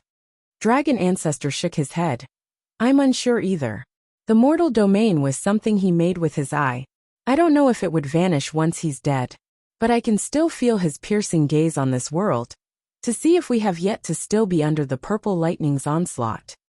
Heavenly Sovereign still watches this place. Maybe not watch, since everything here is in the palm of his hand. Dragon Ancestor gritted his fangs. Just like in the new world he wants to make in his own image, the people here are at his whim. As if the world laws or the 10 paths to heaven, the amount of experts are limited. He appears to be the overlord of this world, pressing down on the strong cultivators. Kid, you came from the sacred domain. But have you ever heard of anyone from the mortal domain reaching the sacred domain? Zhuofan frowned. I have never thought about it like that. But the mortal domain's spiritual energy is thin, and makes it hard for. A thought struck Shuafan. You mean? Quite. Dragon Ancestor's voice was firm. In the mortal domain, Heavenly Sovereign's world, not only is cultivation suppressed, but no one is allowed to leave it. If there's a true outstanding genius that comes out, humph, Heavenly Sovereign's rage would bore down on him, snuffing him out. In the end, this place is a test for Heavenly Sovereign's new world. He is the lord over it, and we are merely the guinea pigs populating it. Chapter 798, Apocalyptic Thunderflame Eye. Chapter 798, Apocalyptic Thunderflame Eye. Proofreader, Papatonks. Shuafan was overwhelmed by what Dragon Ancestor declared, finding it very hard to believe it was true. That's simply godlike. It goes beyond what any expert can do. Humph, no god has the power to create world laws. Dragon Ancestor sighed. But in the mortal domain, Heavenly Sovereign is tantamount to the Creator, having everything in this world under his control. This is the greatest ability of the divine eye of the void, a new world. Shuafan stood there, dazed, unable to conceive the 10 ancient sovereigns could hold so much power, having never seen them before. Although from the Dragon Ancestor's words, he did know one, it was obvious the rest were no pushovers either. Dragon Ancestor, I see that you control this place as well. Shuafan looked around at the fiery place. There's no berserk purple lightning here, and Yilin can come and go whenever. Getting out of here should be easy for you. Are you perhaps stalling it out of fear of Heavenly Sovereign? The huge fiery head nodded. Yes, I'm not sure if the sovereigns have gone like you said, Heavenly Sovereign included. They might be just heavily wounded. But even so, he's still the master of the mortal domain. While disregarding feeble ants like you scurrying around, he will definitely look closer at us sacred beasts. Especially when he had made preparation in the mortal domain. Back then, he and Sword Sovereign had created 5 sacred weapons to guard the mortal domain. The moment they sense our energy, they would suck the 5 sacred mines dry, then come to kill us. And since this is the mortal domain, under divine eye of the void's suppression, our power is severely weaker than in the sacred domain and can't block them. Speaking of, you already got one to accept you. The mortal domain's 5 lands defending sacred weapons were made by Heavenly Sovereign and Sword Sovereign for you in mind, Shuafan cried out. Dragon Ancestor nodded. Among the 10 sovereigns, Sword Sovereign specialized in refining weapons, and also Heavenly Sovereign's confidant. While Heavenly Sovereign made this place, Sword Sovereign placed the many arrays. Even if we overcame years of purple lightning torture, we won't leave still. Those sacred weapons are our jailers. We have nowhere to run. I see. I was wondering why the divine eye of the void could resist the sacred weapon. It's because it won't fight what came from its master. Shuafan nodded as things began to fall into place. When he went to the sacred mine, he was attacked by the sacred weapon all because it sensed the Qilin energy on him. But then he frowned. What of vaulting Kuimpeng? He's in no prison, able to go wherever in the mortal domain. Why isn't he afraid of Heavenly Sovereign? Is he still on Heavenly Sovereign's side? Not at all. To be honest, Heavenly Sovereign has no use for him any longer. Heavenly Sovereign wanted to capture him and force him to give up his techniques, but always failed. He failed. Showing off as the king of beasts in the Albeast mountain range, Shuafan was stunned. Dragon Ancestor smiled. That's Heavenly Sovereign's only lapse. He is but a sovereign, no matter how powerful, and not the master of the real world to govern everything. Kid, you know as well that Kuimpeng Geyser's chaos flame can harmonize yin and yang, able to blend the primal chaos power at the source of every being. He hides in the Albeast mountain range, so that the beasts there mask his energy. Not even Heavenly Sovereign can find him like that, unless he comes out himself. With the beasts hiding him, he'd be no different from the other humans mingling about in the mortal domain. Moreover, Heavenly Sovereign would never think that having us imprisoned in these spaces, that old geezer long ago hid in the Albeast mountain range, still within the range of his prison. The safest place is also the most dangerous. I bet Heavenly Sovereign must be scouring this world for the coot. but won't ever find him. Zhuofan nodded, now realizing the azure flame was so ingenious. Or maybe Kuanping is so devious. Now I've explained to you all the ins and outs, and you be my should understand the world better. My warning should now be much clearer. Dragon Ancestor finished his sad story and returned back to the main topic. Shaking all over, Zhuofan's eyes glazed over, still reluctant. You should know by now who Heavenly Sovereign is. He made the mortal domain, imprisoning us, and using purple lightning to torture us. Why didn't he kill us? Isn't it to find his art and not get anyone to learn it? This just shows how much he cares for it. Staring at Zhuofan, the Dragon Emperor spoke. Which is obvious, with how much of a threat someone stumbling upon the divine eye of the void would become. It's something he will not tolerate. If not for the crisis he was under when the other sovereigns attacked him, he would never make a record of his art to safeguard it. Zhuofan shook and closed his eyes, his fists clenched. Dragon Ancestor sighed. Kid, you're the successor of the strongest sovereign. It's your fortune and curse. When Kuanping pushed you to find Qilin, it was to get you on his side. But in the end it all came down to your greed, wanting that supreme treasure. Now you know the divine eye of the void, and that makes you Heavenly Sovereign's target. Your enemy is the strongest in the world that can take your life at any time. And you still want to involve your wife and friends into this danger? And what if I give it up? What if I destroy it? Zhuofan shook and clenched his teeth. Dragon Ancestor shook his head. Kid, do you know what successor means? It's not just the skill, but the path. Divine Eye of the Void is Heavenly Sovereign's greatest skill. Containing within is his void path. As you train it, you'll gain insights and blend with the Tao. It seeps into your bones, it fills your soul. It will never leave you for as long as you live. What's the use ruining the skill? Heavenly Sovereign will still find you from your aura. Zhuofan shook all over, feeling regret flooding his heart. His jaw was locked so tight blood flowed. Just why did I train this skill? Kid, it seems you still don't want to give it up. But, Dragon Ancestor continued, if you don't let go, you're killing the others. You don't want them to suffer for your mistakes, but one day they'll die at Heavenly Sovereign's hand. The more you hang on to it, the more it slips away. Let it go and it will come. Isn't it enough to see them safe from afar? Zhuofan's eyes were filled with loss. He had been alone all his first life, but not anymore. But Providence played the biggest joke on him. To stop being alone, he had to walk alone. Ha ha ha. If fate exists, who planned this out for me, toying with me to such extent? Zhuofan showed a self-deprecating smile, one filled with endless sorrow and malcontent at the world. Dragon Ancestor used a sharp talon to pat his shoulder. Hey kid, don't go losing it over something so small. Heavenly Sovereign is strong, but not invincible. As long you follow my teachings, we sacred beasts will overcome him, and you will overcome this suffering as well. Before that though, don't let trifles bog you down. Always follow my words above all else. As he finished, Zhuofan's body ignited in a golden flame. Then the azure flame appeared as well, along with the crackling of purple lightning and Qilin's red glow. 4 of the sacred beast powers came out. Even Dragon Ancestor had to pause. What just happened? Then a pitch-black energy came spread over Zhuofan, sucking in the 4 powers and slowly combining them. This.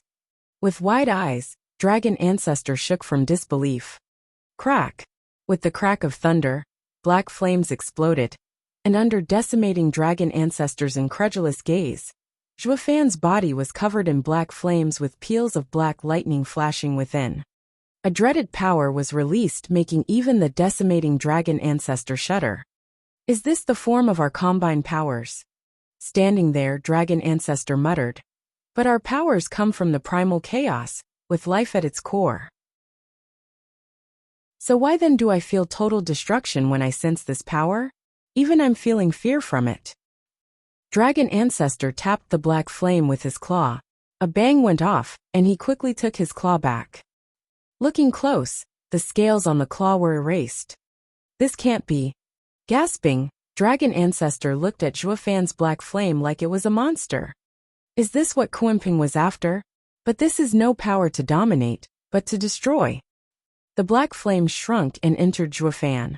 But when Zhuofan looked at the dragon ancestor, he jerked in fright.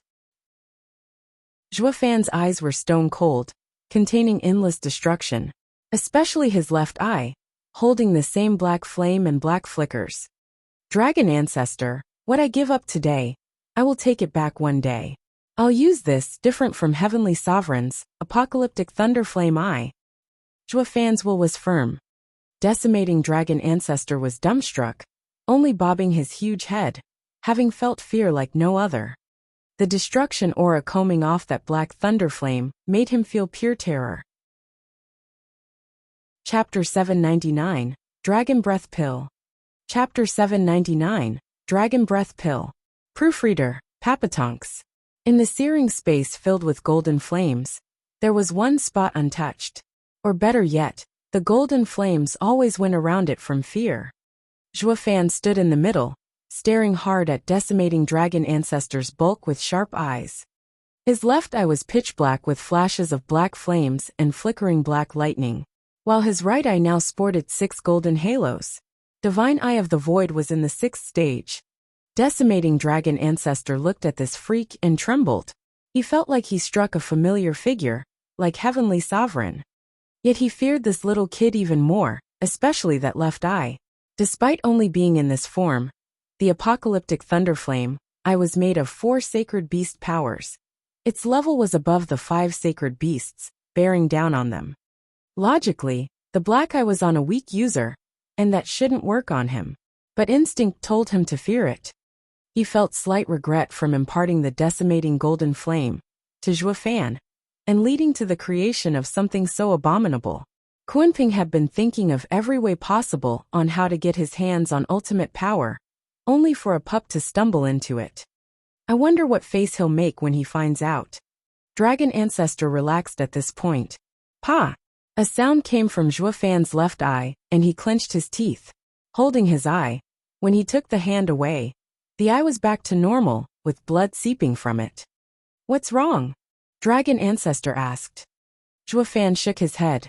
The immense loss he felt made him think of how to fight heavenly sovereign when the time came, where normal methods were useless. Then he recalled the dreaded thunderflame, the power that was always out of Kunping's reach. His head felt hot, and the 4 sacred beast powers came out on an impulse, using demon transformation art to fuse them just like when he fought Yilin. But after he succeeded, he noticed the thunderflame was truly abominable. His own body couldn't take the strain. He had no way of keeping it in his body, or it would eat him alive. So he thought of how to dispel it when it came undone by itself. The thunderflame was made of powers within himself. As these powers' source was him, it would be coming back, and could ignite from a single spark. It was unlike in the Double Dragon Gathering, where it was only temporarily. Aren't I playing with fire here? Luck had it, he was suddenly thinking of Divine Eye of the Void's art. It emphasized space and emptiness, able to contain everything and nothing.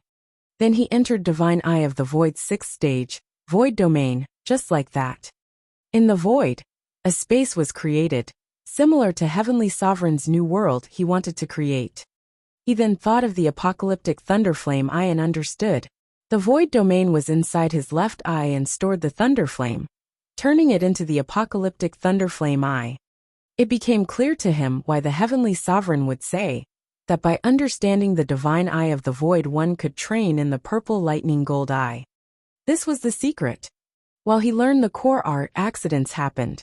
The thunderflame eye rebelled on him, hurting his left eye. Is the thunderflame too strong for Void Domain to hold or just unstable? Am I missing the 5th sacred beast power? Is the thunderflame eye incomplete? Decimating dragon ancestor's eyes flashed and eased a breath. Thank God the thunderflame isn't complete, or the kid would have been more terrible than Heavenly Sovereign.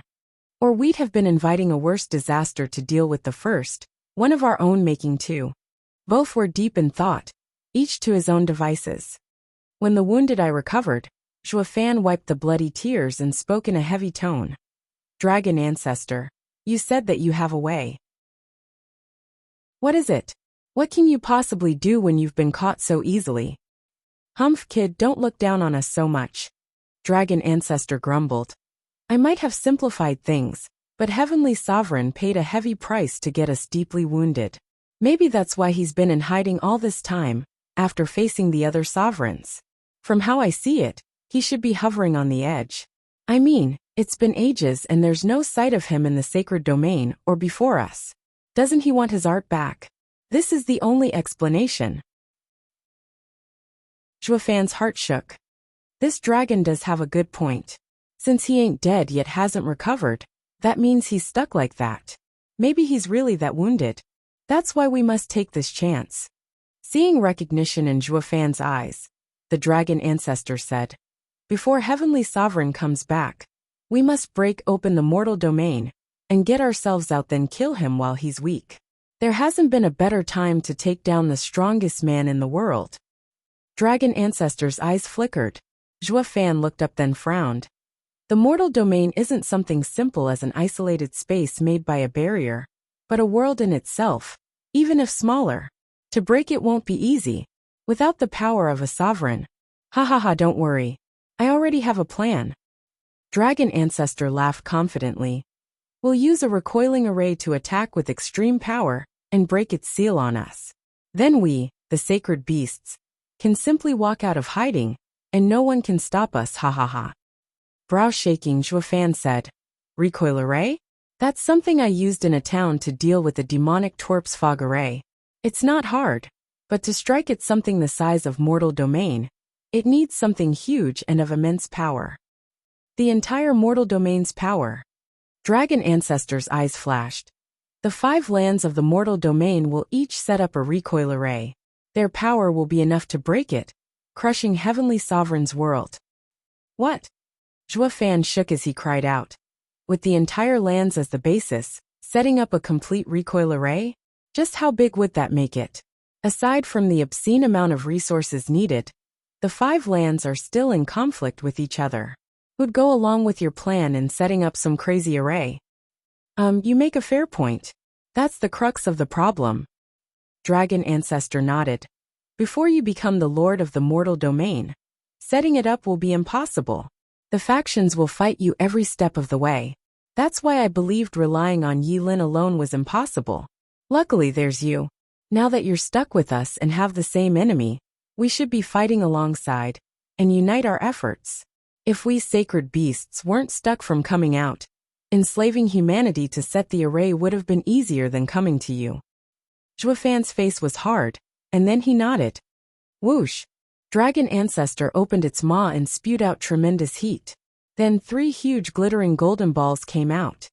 They were just like the golden ball Yilin used when he saved Zhuofan, only thousands of times bigger.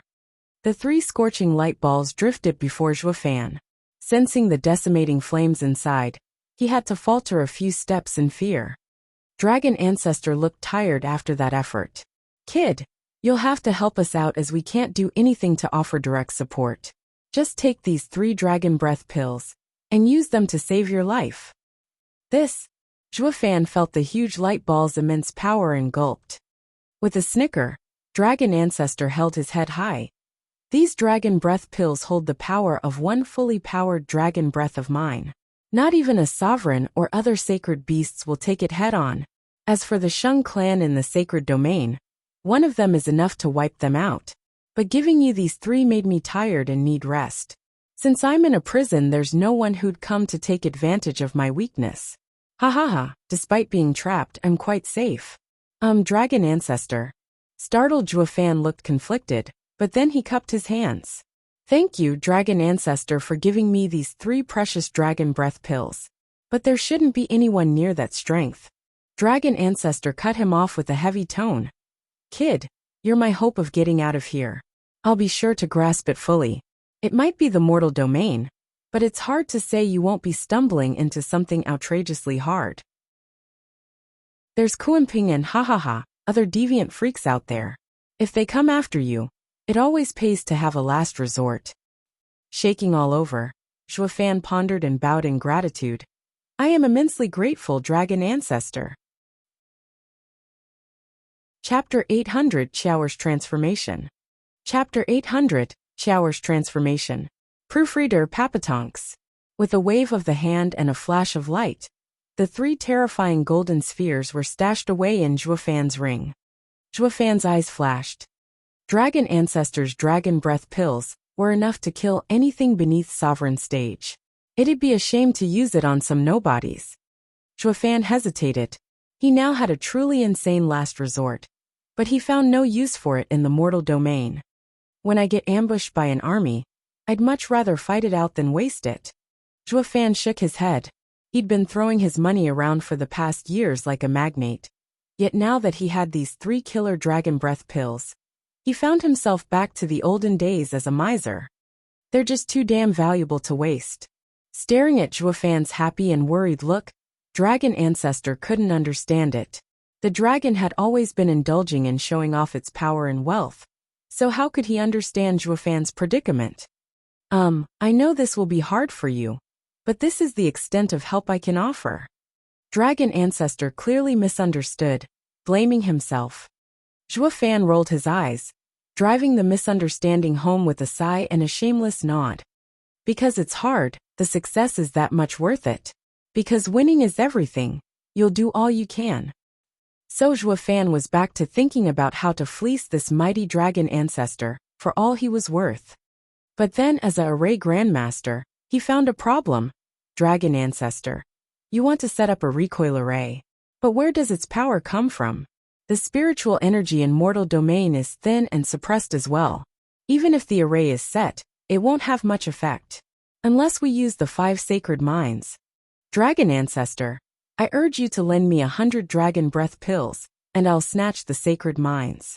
Having found a perfectly logical excuse, Zhuofan roared with hope. Dragon Ancestor was about to spew blood. 100? What do you take me for, a dispenser? Glaring at him, the Dragon Ancestor shook his head. No use. Ignoring the fact the 5 mines have Sword Sovereign's arrays to block their mining and lower the sacred weapon's power in killing us when needed. Even if we had them by some miracle, it won't be enough to break this barrier. This is a world in itself, even if a bit smaller than the sacred domain. What then? There's not enough juice to power it. Zhuofan frowned and sighed. Dragon Ancestor said, I've already figured it out. It's also the second problem of this plan. Setting up a drawing array in the Whirlwind Tunnel. Whirlwind Tunnel. Zhuofan was startled. What's that? Dragon Ancestor explained. This is the perfect example why despite how great Heavenly Sovereign's eye is, it's still in the sovereign stage. This mortal domain he created is like a small world, but it has its weakness, tied to the sacred domain, the Whirlwind Tunnel. Think about it. With the sacred domain's incredible spiritual energy, it should seep into the mortal domain through this tunnel, but it's being suppressed by the mortal domain's barrier. It ends up gathered in one place, leading to the formation of a strange pocket over time. Just how the spot where this prison of mine is placed in a similar wind tunnel, the ultimate clarity sect's secret realm. Here, the spiritual energy is thick and leads directly to sacred domain. That's why their disciples' enlightenment comes fast, and can form the particular Taiji domain soul. That means we can reach the sacred domain through this tunnel? Zhuofan cried out. Dragon Ancestor shook his head. If only it were that easy. It is but a cave that barely lets any spiritual energy pass through. Nothing else can cross it. We can only use its spiritual energy to break out of this place. By using a drawing array, it will draw out a lot of energy from sacred domain. With this power, we'll break the barrier. But this solution comes with a problem. Because this wind tunnel has created many strange pockets, like this one. While some are good for cultivation, others are deadly. Though there's one common ground to all of them. Whether they're a Hell's Cape or Paradise, all are under a strong faction's ownership. So to set a drawing array in them, you not only have to brave their dangers, but also go through any who oppose you. Zhuofan nodded. Since the power supply is settled, the recoil array is feasible. Although, and how am I supposed to find the Whirlwind Tunnel with the mortal domain as big as it is? You can't expect me to run around day and night, right? Zhuofan frowned. Dragon Ancestor smiled, his eyes flashing with pride. Easy. When the infernal gorge I am in was drifting across the 5 lands of the mortal domain, Despite the constant strikes from berserk purple lightning, I was still able to sense the rough location of where the whirlwind tunnel is. Dragon Ancestor raised his huge claw, touching one sharp talon on Zhuofan's forehead. A visible ripple shot, and Zhuofan could feel warmth on that spot. A crude sketch appeared in his mind, with 8 dubious markings on it. Dragon Ancestor, the sketch ain't much to go by. Who knows where these tunnels even are? Zhuofan's face twitched. Aside from the 8 spots, the surrounding landscape could hardly be distinguished, whether they were mountains, forests, or plains. Dragon Ancestor reddened and snorted. I've been stuck all this time in the infernal gorge while under constant attack, unable to see the outside world. The fact I got their positions is already a blessing, yet you still nag? Anyway, once you go there, you'll definitely find some secret pocket realm, the place where the whirlwind tunnel resides. Zhuofan nodded and sighed. Hey kid, you're 9 Serenity's successor. Don't tell me now I also have to teach you a drawing array. No, I know how to set it up. Zhuofan sighed longer. Let me out. I'll get right on it, and get you back to sacred domain. That includes you as well. Dragon Ancestor smiled. Don't ever forget, we're on the same boat. Zhuofan nodded. Dragon Ancestor grinned and swiped his claw, making a tunnel in space for Zhuofan to pass. Wait. What is it now? Frowning, the Dragon Ancestor asked. For case of minor matters, I'll have Yi Lin assist you. Zhuofan shook his head and waved. Xiaoer came out with a flash in this infernal place. Only this time, Xiaoer was still unconscious and fading. Dragon Ancestor started, this? My daughter. Zhuofan spoke firmly. She has remained in this critical state ever since she took on Yi Lin's heavy blow. No matter what I tried, nothing could help her. I hope Dragon Ancestor has better chances. Sizing Xiaoer up, the Dragon Ancestor cried out. This spiritual beast source of power is the berserk purple lightning. Is it the same as Thunder Phoenix's? And that old Koot Kuimping opened her mind? Yes, Xiaoer was born from purple lightning. Ha ha ha, I see. Heaven truly helps us sacred beasts. There's now 30% higher chances we can fight Heavenly Sovereign. Zhuofan did not finish as the dragon burst out laughing. Kid, I don't know how you made this miracle happen. Any common sense has within them powers of life and destruction. When hurt, the life energy would recover. But she is different. She hasn't recovered because she lacks such energy. She's imbalanced. Pills will do for minor scratches, but the decimating golden flame's damage is no small matter. With her heavy injury, and having no life energy in her, any kind of pill won't work. Zhuofan pondered. Yes, I had used her to absorb purple lightning through her. Demon transformation art is no healing art. At that time, the power she absorbed, whether the demon transformation art's demonic energy, or berserk purple lightning's brutal force, all are elements of destruction, with no life in them. How else would such a pure seed of purple lightning germinate in her? How else would she become the next generation of Thunder Phoenix? Thunder Phoenix? Zhuofan was shocked. Dragon Ancestor, what are you saying? That the 5 great sacred beasts will once again gather. At that time, Heavenly Sovereign will have no chance of getting away. Ha ha ha. Dragon Ancestor spewed golden flame on Xiaoer. I shall help you open your mind once more, so you'll transform into a true sacred beast. Chapter 801, Journeying Once More. Chapter 801, Journeying Once More. Proofreader Papatonks. SSS. The scorching golden flames singed Xiaoer's frail body, leaving the impression it snuffed out the final trace of life she had left. Zhuofan looked on with worry. Dragon Ancestor consoled him. Fire is a source of life, be it my fierce flame, decimating golden flame, or Kuimping's gentle flame chaos flame. Only gentle flame is good for alchemy and the soul, while the fierce flame is for refining weapons and the body. Letting the golden flame enter her body won't just remake her body, but open her mind further, setting her on the path of a real sacred beast. Further. Precisely. Dragon Ancestor said, fire is the source of life and knowledge. Kuimping's azure flame helped open her first mind, to speak and cultivate, to overcome the shackles of a spiritual beast as it grows stronger and stronger. My golden flames take it a step further, giving her the body of a sacred beast capable of transformation. What a true sacred beast can do. Zhuofan shook. Does that mean all spiritual beasts can become sacred beasts? Hardly, or the world would be in chaos. Ha ha ha. You best remember that the number of experts are limited. Dragon Ancestor looked at Qiaoer. Your daughter is special because she is like us at core, born from the strongest power of this world, with berserk purple lightning taking hold within her. That's why our two flames that resonate with her body will help her develop her mind and spirituality. If it were a common spiritual beast, it could only take one flame. By using both of them though, it would lead to them clashing inside and exploding. Zhuofan nodded, recalling the three-headed crow at Kuanping's side. His aide had received Kuanping's azure flame, but would never become a sacred beast. Because at core, its body did not have any of the 5 powers. Zhuofan could not help but smile at Dragon Ancestor. What about me? Don't I have both of your flames? A freak 9 serenities sovereign created?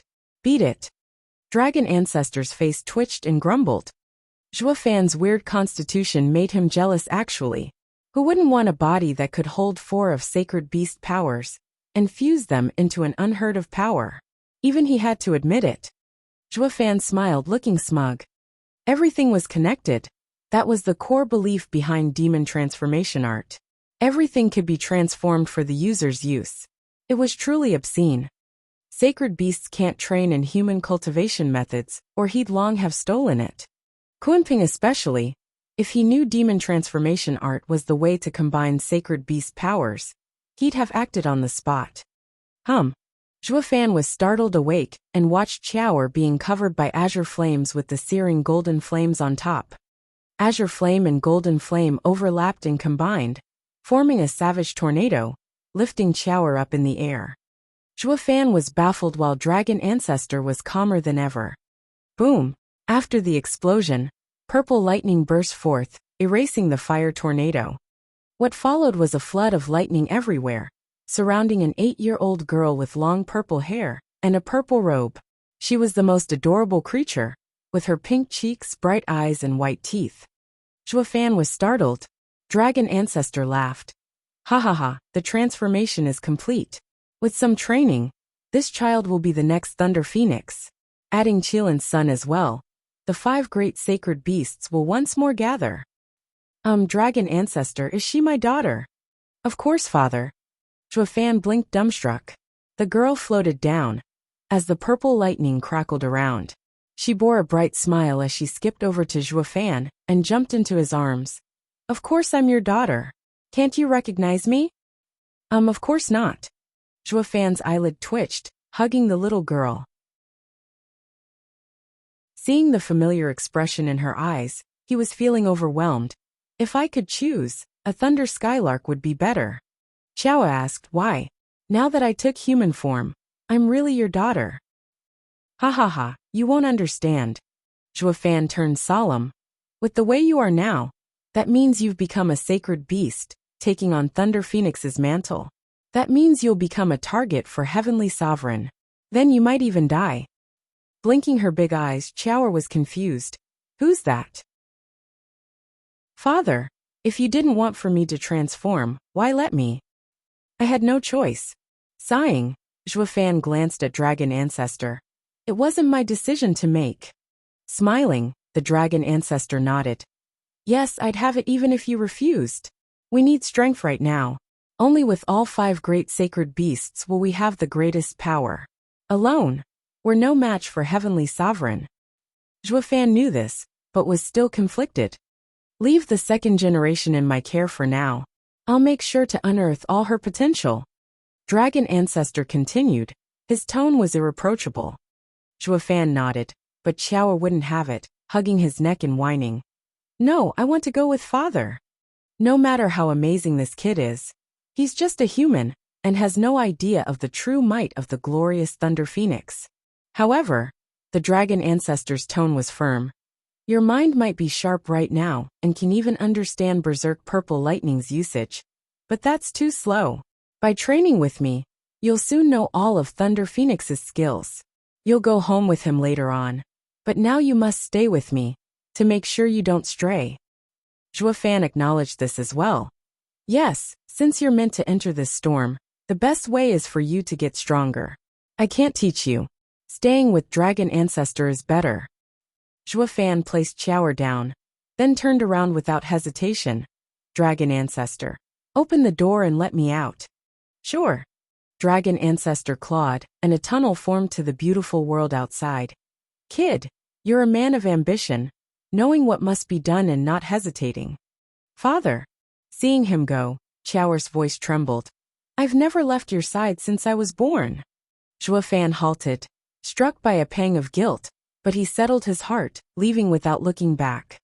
He knew from the moment Dragon Ancestor saw Xiaoer that he would want her to improve and make this simple Thunder Skylark enter the deadliest battle. As her father, Zhuo Fan had to do the best he could to give her the highest chance at survival. Father. As the door faded, Xiaoer cried out after him, with tears of abandonment flowing down her cheeks. But Zhuo Fan not once looked back till the end. Pa. When the door closed, Xiaoer's cries were cut off and Zhuo Fan sighed. His eyes closed to regain his calm, then walked forward with purpose. Heavenly Sovereign, the greatest threat was bearing down on him. No one could help him, and he couldn't help anyone either. All he could do was give his all to not get those he cared dragged down into this. The rest of his life was bound to be filled with solitude. He could only rely, no use the 5 great sacred beasts stuck with the same misfortune. Whoosh! Zhuo Fan barely took a step and Yilin appeared, looking hesitant. Zhuo Fan simply brushed his shoulder as he walked on with a cold look. Hold on. Yilin finally spoke. Halting, Zhuo Fan asked, what? Master must have told you about everything. Yilin scratched his head. Our goal is the same. To help Master, we'll have to cooperate. As for the 8 world wind tunnels, I've already placed the drawing array in this secret realm. The others will be harder, even the ones in Western lands. We are, after all, disciples in the Western lands. Are you done? I'm leaving. Zhuo Fan spoke coldly. Yilin started. Wait, Master asked that we set the recoil array together. I don't need you. Zhuo Fan cut him off. You just stay being a Western lands disciple. I can do it on my own. Also, you saved my life and I'll definitely repay you. Shaking all over, Yilin watched Zhuo Fan go. He set his jaw and shouted, Brother. Startled, Zhuo Fan finally paused his step, looking at him oddly. What did you call me? Elder brother. Yilin hesitated with a lowered head. Sacred beasts have rules, making the winner king. Since I lost to you, you're the elder brother. Zhuo Fan turned around and resumed leaving. That is a beast's rule, we are men. Anyway, I'll return the favor for what you did. There's nothing else between us. Elder brother, it doesn't matter. Since I lost, I see you as king. Zhuo Fan never stopped walking. Also, seeing your brother send a jade slip. Miss Chu is fine. They all think you're dead. Double Dragon Manor is rushing me to come back and report. Elder brother, come with me. Or would you like me to send her a message? Trembling, Zhuo Fan stopped again, then left faster. No, just say, I'm dead. Chapter 802, Chuanrong Capital. Chapter 802, Chuanrong Capital. Proofreader, Papatonks. Come get your furs. The finest 4th level spiritual beast furs you can find. Iron, black iron. Anything you need to make the sharpest spiritual weapons. Get your herbs right here. For miracle 3rd grade cures. The market was packed with peddlers shouting out their wares. They got swallowed in the tide of noisy people coming and going, haggling and bickering, always fighting for a profit. Among this sea of people, one lone figure seemed to drift through it, his black cloak fluttering in the wind. When he looked up, his cold face contrasted with the bustling scene. Looking around, he found people with long noses, big eyes, and foreign faces unlike anyone he saw in Tianyu. Zhuo Fan lowered his head again and milled through the crowd and out of here. Down here, in the capital of Chuanrong Empire, he was the foreigner. Like a nimble cat, Zhou Fan's trace was gone without anyone taking notice. Zhou Fan took a deep breath and floated through the bustling street like a ghost. Ever since he left Ultimate Clarity Sect, Zhou Fan knew the danger he was in, fated to go in this world alone. But after giving it some thought, he still could not help but want to see them again. Elder Yuan Luo clan and haha, never mind Qingcheng.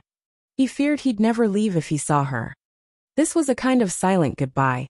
He would be facing Heavenly Sovereign by himself. It was so convenient there was a whirlwind tunnel from Dragon Ancestor's sketch on his way. Since he was passing through, might as well leave a drawing array behind. But the Dragon Ancestor's map was a dubious sketch, a true amateur painter. He might as well know only the 8 locations of the tunnels, and that was pretty much it. At least he knew the rough location, with nothing to go on as to its exact spot. Best keep an ear out while I'm here. Zhou Fan halted his steps with a grin. Next to him was a rowdy restaurant. When it came to listening, this place was the best location. With whirlwind tunnels gathered spiritual energy, it's bound to cause some strange occurrences that people can't miss. A native is sure to know more. Zhou Fan looked up as he walked up to it, finding that it was made up of 8 3-meter-big rocks. Xuanrong are so crude, even their culture shows it. From the gate to their homes, nothing here inspires grandeur. Taking the capital's gate for instance, it was twice as tall as that of Tianyu, but not as polished. The capital of Tianyu was a work of art, filled with beauty and refinement. Every corner was thought out, every nook and cranny used. While the Xuanrong capital only looked huge. Size was good, sure, but the rocks used in the buildings were uneven, as if made up at random. Maybe this was how their culture, one based on power and disregarding the details. As they associated themselves with spiritual beasts every day of the week for years and years, their belief in power would only be strengthened. There was a low chance for any sage like the 3 in Tianyu to appear. But this is also why the Xuanrong stand united while Tianyu is filled of bickering fools weakening the empire. This aspect alone would paint the barren Xuanrong nation as stronger than Tianyu. Heaven really is amazing to create such wonderful discrepancies, weak yet strong, ha ha ha. Zhou Fan smiled as he walked in. The waiter spotted him and waved. Will you be dining or staying? We have a quiet room, but it's a bit on the expensive side. No need, I'll stay in the hall. Zhou Fan shook his head and took a random seat at a table. The waiter lowered his head and saw that the cloak hid Zhou Fan's features. Guessed you're a foreigner? Yeah. Then where do you? Zhou Fan eyed him. What do I have to explain myself to stay here? No, it's just that there are hostilities recently and foreigners have to report. The waiter was put on the spot. Sighing, Zhou Fan ignored him. He didn't give much thought to a lower 3 sect protecting some third-rate empire. Ever since the dragon ancestor used the golden flame to remake his body, his cultivation reached the 8th layer of radiant stage. As for his power, it grew exponentially, not limited to the draconic form Yulin had, tough and filled with decimating golden flame, but also wielding the apocalyptic thunder flame eye. That was why he had no qualms coming here. Just that he would much prefer it if he kept his nose down. I come from Tianyu, any problem? You're from Tianyu? The waiter shouted in shock and looked at him in hatred.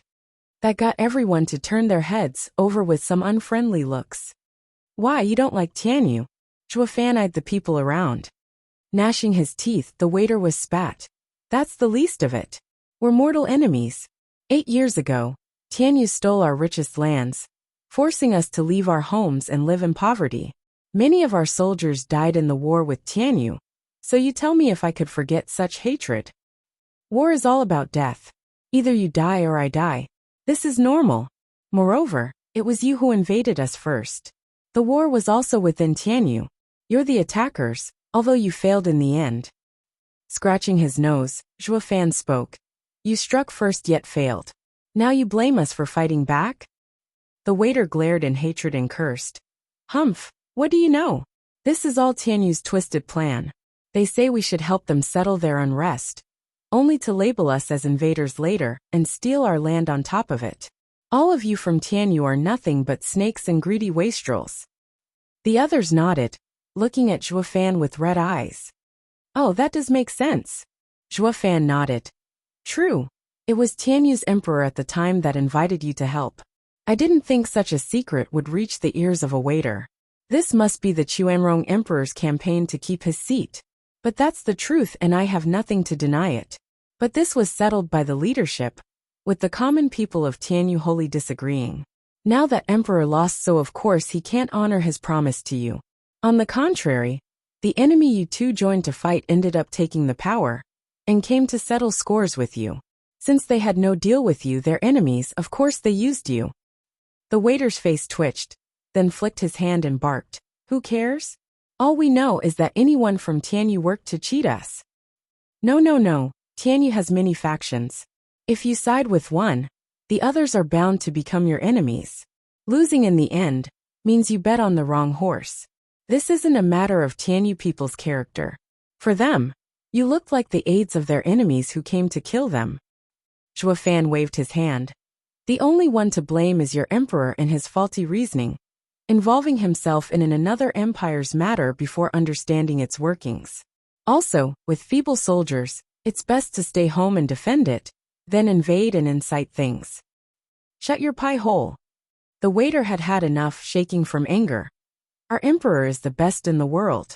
After we lost our lands, he still made sure to settle us in the capital. Our commander is the best in the world, kind to his men and undefeated. Zhuofan mocked with a raised eyebrow. The best emperor? Ha ha ha. He lost your land and you call him that after giving you some crumbs? Isn't that his duty to begin with? If he didn't even do that, he'd be failing as an emperor. The best commander? Tuoba Taizhan ain't a bad old coot. But undefeated is a bit of a stretch at this point. At least in Tianyu he lost all the way. How else would you end up without a home? Why, you little? Zhuofan's sharp mockery cut deep. The waiter and the others around were fuming mad. In the end the waiter roared. You dare slander our emperor and commander? You won't leave this place alive, man of Tianyu. We'll kill you. Everyone stood up and unleashed their bloodlust on Zhuofan as they came charging. Zhuofan had nothing better to do than yawn. A few profound heaven experts among a bunch of bone-tempering cultivators. What can nobodies like you do against a radiant stage expert in the 8th layer? Wait, radiant stage.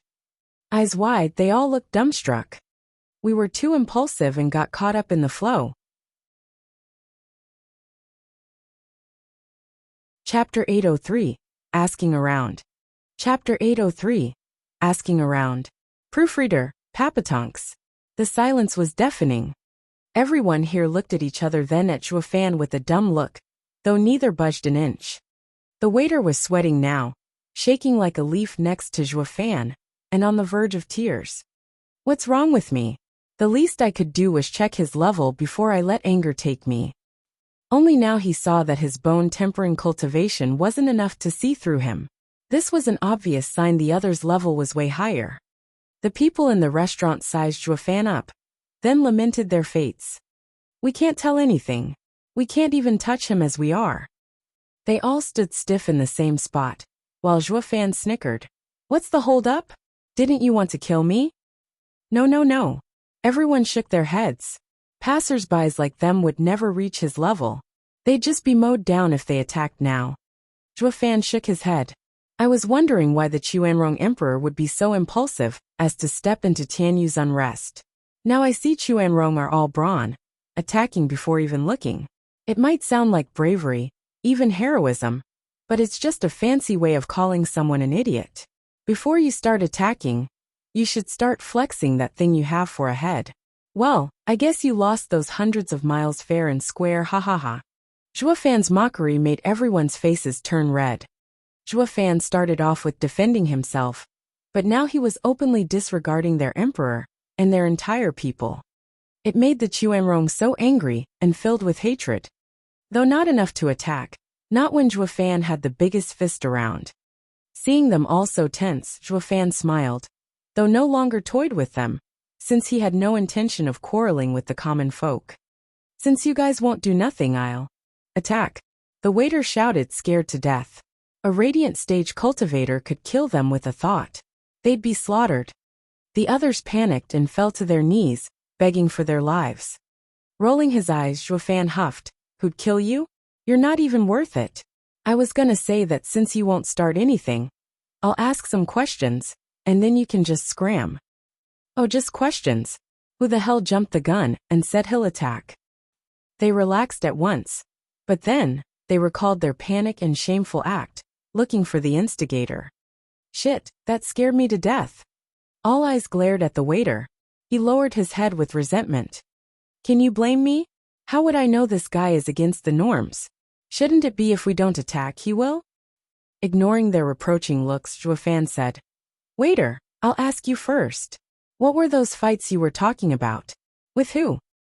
You don't know?" The waiter was stunned. Zhuofan rolled his eyes and cursed. "Why else am I asking you? Yeah, Senior asked you a question and you're quibbling. Hurry up and answer before Senior gets impatient." "Waiter, cut the crap and answer." Everyone in the restaurant began to curse at him and make him feel glum. Damn these fools, switching sides at the drop of a hat. They were patriots a second ago alongside me. Now they're this Tianyu guy's loyal dogs. Since you can't mess with a radiant stage cultivator, you take it out on a waiter? Zhuofan frowned and glared at them to quiet down. The waiter bowed. "Sir, we're at war with Tianyu. Since you're from Tianyu, I thought you knew. They're fighting again? Why? For how long?" "Around a month. The rumor is His Majesty received the full support from the Guardian sect, vowing to get our land back." The waiter sighed. "And His Majesty wanted to make up for his mistake 8 years ago. So there's been a martial law in place at the borders to prevent any Tianyu spies from coming in. That's why when Sir..." The patriotic waiter forgot who he was talking to, forgetting he was giving a strong guy from Tianyu a report. So he sewed his mouth shut. Something had to be wrong with his head to talk when he was aware of the situation. "He may be. Don't worry, I'm no spy." Zhuofan smiled. "Have you ever seen a spy exposing himself like me? Besides, it's common knowledge what you told me so far. I've been away from Tianyu for so many years and want to return. I couldn't know these things." The waiter sighed relieved. "I haven't sold my country."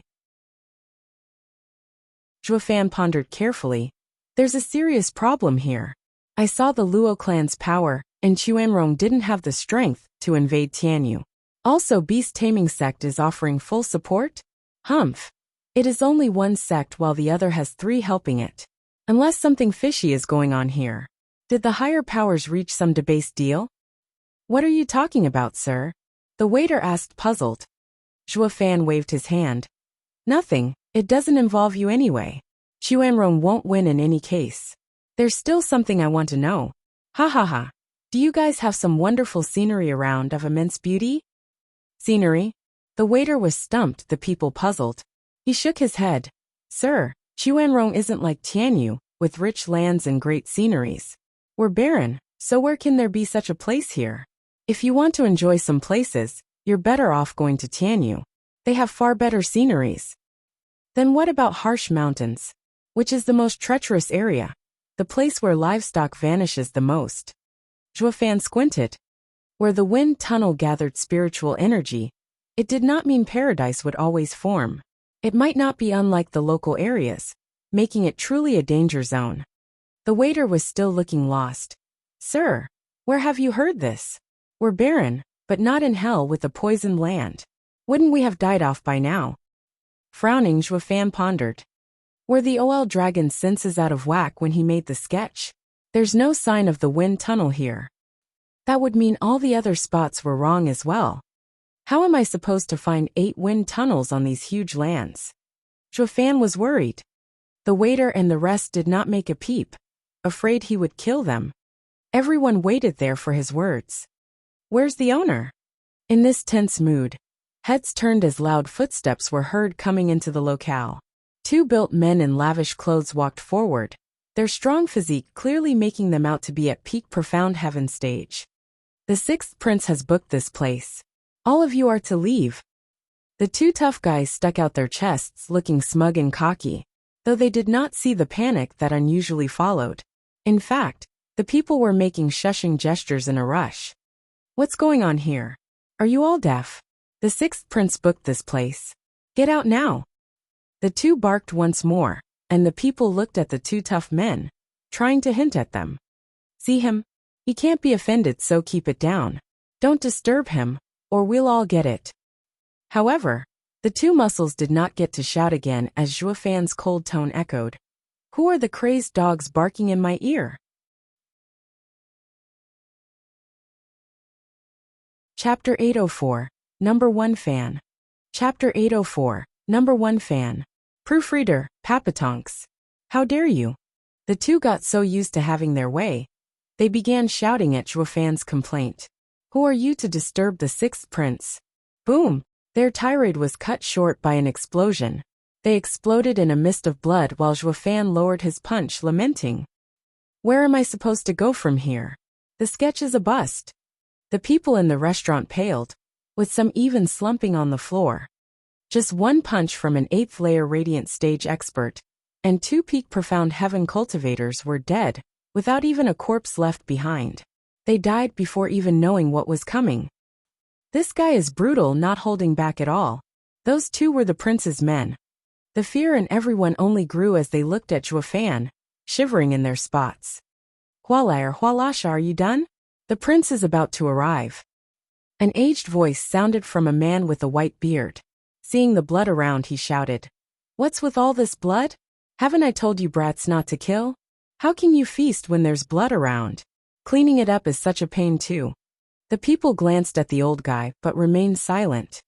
He must think the blood comes from us. If only he knew they were his own 2 men. The old man walked inside as he shouted, Hualasha, get out here right now, shug. The old man bore a weird look. Why are there so many people around? Sixth prince is about to arrive. The others gave him a pitiful look, then waited for Zhuo Fan to make his move. What's a prince against an 8th layer radiant stage cultivator?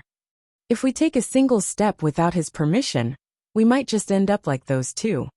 Zhuo Fan was frowning and pondering what to do. The sketch lost its value, and he was now stuck. He was so distracted, he did not notice the eerie mood in the restaurant. Sir. The old man wasn't as impulsive as the late two. Noticing where all eyes were looking, he grew stiff as he sized Zhuo Fan up. Oh crap, an 8th layer radiant stage expert. He was only in the 4th layer, and the prince's household had no such expert either. That was the reason behind his bow and address. Zhuo Fan was still vexed with his problem to pay him any mind. The old man turned to the waiter. Who is this, sir? The waiter shook his head. The old man looked around, and got the same answer from the rest. Sighing, the old man asked, where are the 2 tough men that came in? You're stepping on them. The waiter pointed at the blood. The old man shook and looked at all the red on the floor, then at the stumped Zhuo Fan in realization. The two's brash attitudes must have irked this man, and they ended up like this. This was bad. Messing with such a strong expert was anything but good. I have to settle it now, but he shows complete disregard to me, who is 4 layers beneath him. Since there's nothing I can do, I'll get help. The old man tiptoed 2 steps back, then ran like hell. The people were stunned. And you call yourself a man in 6th prince's service? Mere thugs that scare the weak ones, and flee from anyone strong. Only Zhuo Fan was still lost in his thoughts, not registering this event. Whoosh! For powerful energies came into the restaurant moments later, and forced the guests to falter back. For elders enter, with one of them being the same guy from before. But the leader was a blonde man with sharp eyes and far stronger. The people in the restaurant knew then and there that this guy was a true expert. Many who met his eyes felt dizzy and in shock. With these 4 so powerful, are they planning to take on the Tianyu expert? That will mean a brutal battle. Won't that end with us as collateral? The people were restless now, praying to anyone out there not to get dragged into this mess. It was beyond their expectations when they saw the blonde elder bowing before Zhuo Fan. I am High Venerable Jin Buhuan of the 6th Prince from Chuanrong Empire. I ask that you overlook the rude attitude of my men. Get lost. Seeing as the strongest Jin Buhuan was only 1 layer lower than him, Zhuo Fan couldn't care less. Stunned, Jean Buhuan felt awkward, then his mood sank. He might be slightly weaker, but to get no respect at all. He had more men as well. If a fight broke out, it might even go in their favor. The white-bearded old man knew this and shouted, "Sir, we respect you as fellow Radiant Stage cultivators and don't wish to fight. We are even willing to overlook killing our men. But even with your 8th layer Radiant Stage cultivation, among the best in Chuanrong, it still won't be enough against numbers. Getting on the Imperial family's bad side is ill-advised. I urge you to rethink, and let's work this out as friends." Jean Buhuan smiled and nodded at his approach. Neither humble nor confrontational, with words said with respect and reason. That should do it. Too bad they weren't dealing with your average Radiant Stage expert. Even a rotten bastard would listen, but not Zhuo Fan, who was loftier than the loftiest freak.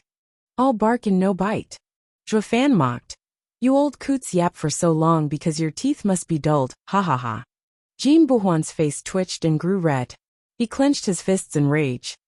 "Damn punk, we're clearly being nice and you spit on our faces." Zhuo Fan smirked at them. He was annoyed the sketch was a bust, and needed a good punching bag to feel better. It just so happened a few poor devils came right at his door. Jean Buhuan glared. "Sir, I don't care who or how strong you are, but you're over the line. I will not take this lying down." Jean Buhuan exploded with power and bloodthirst as he charged at Zhuo Fan. The other 3 elders were right behind him. The oppressive power shook the entire restaurant. The people were pushed back under such pressure, while Zhuo Fan just smiled. He was looking at 4 clowns doing their act. Zhuo Fan mocking gaze enraged Jean Buhuan. He shouted and was about to strike. "Stop. Ugh." Halting all of a sudden, Jean Buhuan looked back and bowed. Zhuo Fan raised an eyebrow, and saw a fashionable youth walking over. He must be their lord, that 6th prince. Ignoring the elders, the prince looked at Zhuo Fan in shock. His steps were shaky, his lips trembling. "You're?" "Yes, I'm the one that killed your 2 dogs.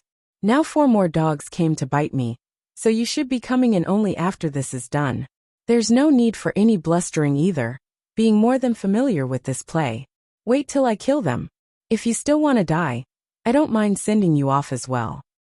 Zhuo Fan waved him off like he was a beggar. The elders were furious, and wanted to rip Zhuo Fan to pieces. But the youth was dancing in joy. "Why, you're Zhuo Fan. How are you still alive? I'm your biggest fan." Huh. Zhuo Fan was perplexed, to say the least.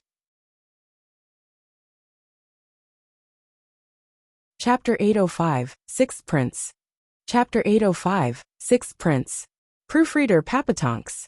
Giving the youth a long look, Zhuo Fan grumbled and scratched his head. "Have we met? Why can't I remember?" Zhuo Dash, Sir Zhuo, you never met me but I have." Shaking from excitement, the youth came next to Zhuo Fan, and looked at him with stars in his eyes. Zhuo Fan was put off. "And who are you supposed to be? When did you see me?" "At the Double Dragon gathering, Sir Zhuo." Recalling those glorious fights, the youth trembled, his voice shaky. "I was Chuanrong Empire's representative and witnessed Sir's punch erasing all of Beast Taming Sect's team, and your rise to fame. From a lower 3 sect disciple, to the best disciple in Western lands. I was moved to tears." Startled, Zhuo Fan finally reacted. "So the kid saw me fight. No wonder I never noticed him." With so many people around, it would have been strange if he had. Though he finds this guy's choice of words peculiar. "Kid, you're the 6th prince of Chuanrong Empire?" "Yep." The prince was so excited just by the fact Zhuo Fan talked to him, like it was his honor or something.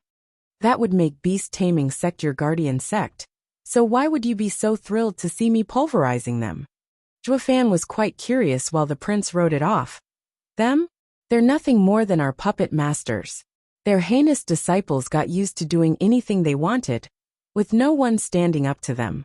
That's why they looked like that at Double Dragon Gathering. They have nothing to do with us.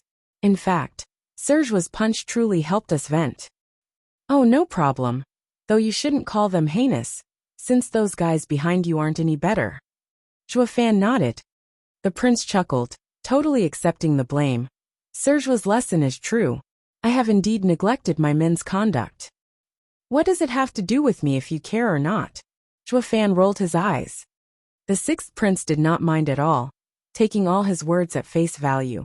Yep, Sir Zhua is a man of ambition, so why would you care about little old me's faults? But since Sir mentioned it, I'll be sure to rectify it. The sixth prince turned around and spoke harshly at the four elders. Venerable Jin, tell everyone they are forbidden from using their power on the people, or their heads will roll. How can we be seen the same way as those rotten bastards from beast taming sect?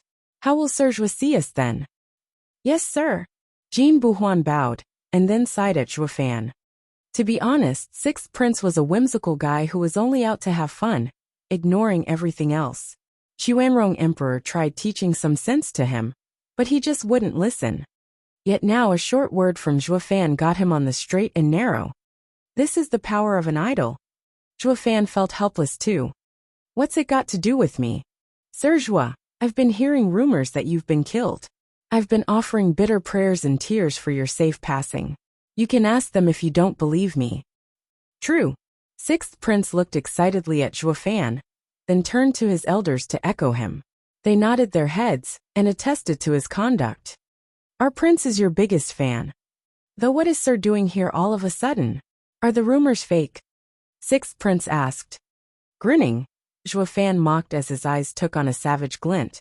They'll have another thing coming if they think I'll just drop dead. Cool. Sixth prince squealed in adoration at Zhuofan's inadvertent posing. Then he turned to his elders. See that? This is Sir Zhua, the best in Double Dragon Gathering and my idol. Isn't he awesome? Ugh. The four bobbed their heads with a bright smile. Yes, cool, very cool. Though the four's hearts weren't that much into it. As the kid's men, they had to cater to his whims and lower themselves by idolizing his idol. Even Zhuofan was of the same opinion, feeling put off by this crazed fan. Though he was about to pick a fight despite the other backing down, the sixth prince's adoration deflated his anger.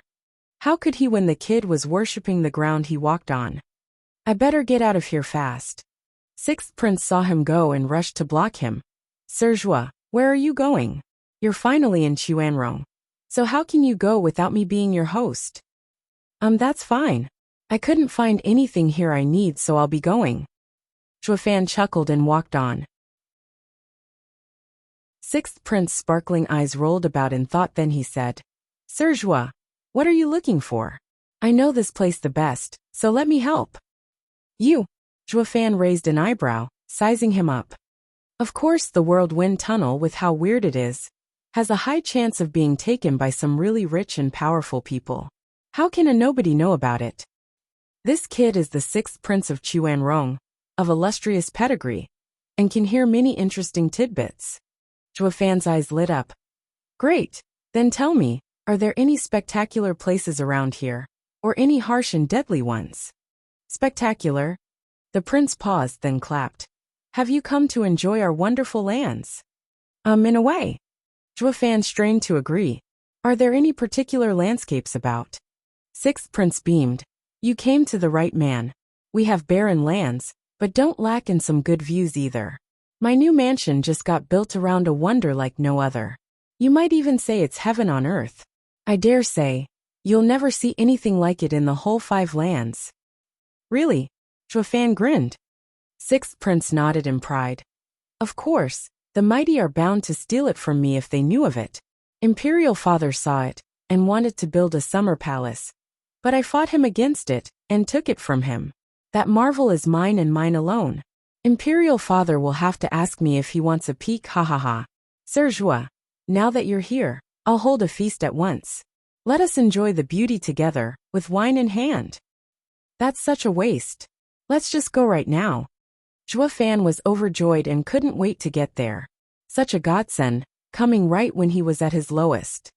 Sixth prince nodded, leading the way with a bright smile. It was his pride and joy to do anything for Zhuofan. Jin Buhuan came before the sixth prince before they could go. Prince, please wait. You had a fight with Elder Shi over a girl, and His Majesty asked you to make amends.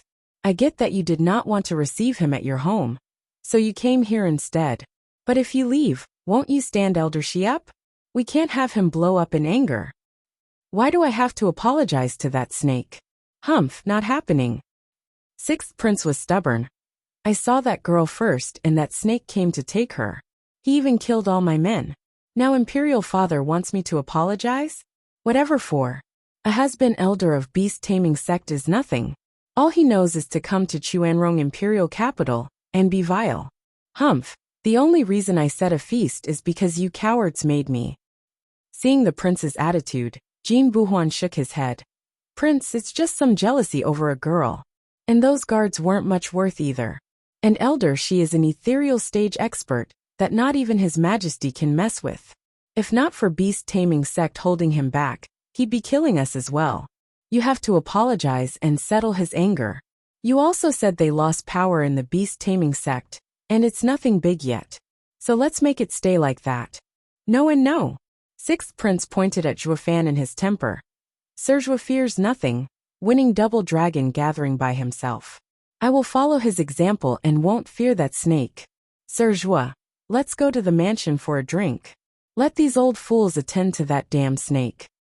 Zhuofan watched the situation go out of hand and did not mind urging the prince to leave. He did not care about offending some ethereal stage expert that one day might come to take the prince's life. Jin Buhuan saw through his intention and bowed. Sir Zhuo, sixth prince has always worshipped you. The news of your death had made him cry for 3 days. All of it is true. Have mercy and don't push master into the fire. Convince him to make amends with elder Shi. As for the marvel, you'll be seeing it shortly after. Or I would be taking sir while master attends to the guest. Chapter 806, Fuming Elder Shi. Chapter 806, Fuming Elder Shi. Proofreader Papatonks. Zhuofan pondered and nodded. All in all, the kid is my fan. While I have no intention of getting dragged into his problem, that doesn't mean I should make his situation worse. The old man has a good idea. Let the master deal with him, and someone else will just take me there. Since he was after the whirlwind tunnel, what difference did it make on who took him there? While he might agree, the prince was totally against it. Not happening. Sir Zhuo is my honored guest. I have to do my utmost in fulfilling all of Sir Zhuo's requests. As for that damn snake, let him rot for all I care. Sixth prince stormed out in anger. Zhuofan shrugged and followed. But just then, Jin Buhuan rushed next to him and spoke. Sir Zhuo, I've long since heard of the prince praising you. But he's also known to boast a lot, especially about the people he likes, to no end. That's why I do not believe anything he said about you. You heard it yourself, an ethereal stage expert. If angered, he'd go to his majesty, and it would not end with his son taking the fall, but you becoming the scapegoat. For the sixth prince and for your safety, I urge you to convince him to placate Elder Shi, and not let his temper flare out. True, a crazed fan like the sixth prince sure has it in him to do that. Zhuofan grinned. Only this one time. Your master hasn't been boasting. A mere ethereal stage expert is nothing to me.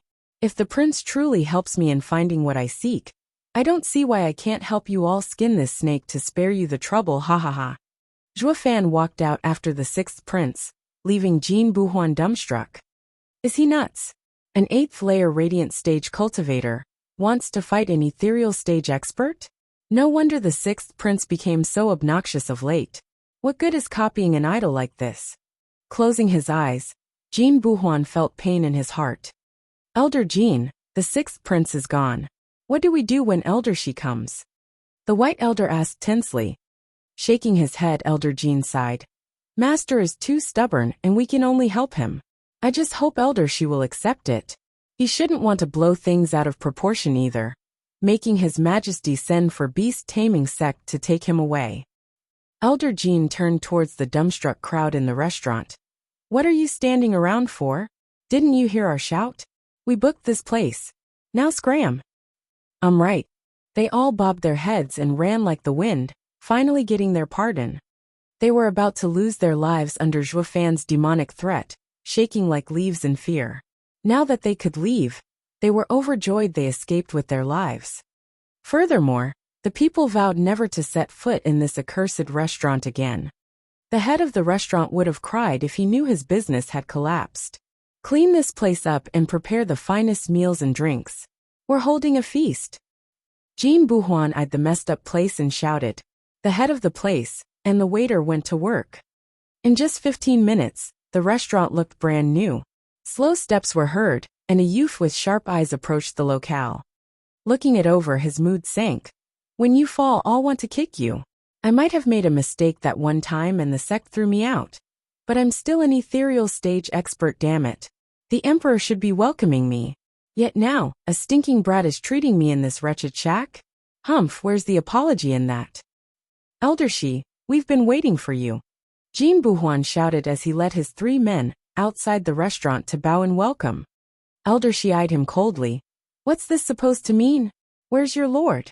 That brat isn't welcoming me? Well, please don't be upset, Elder Shi.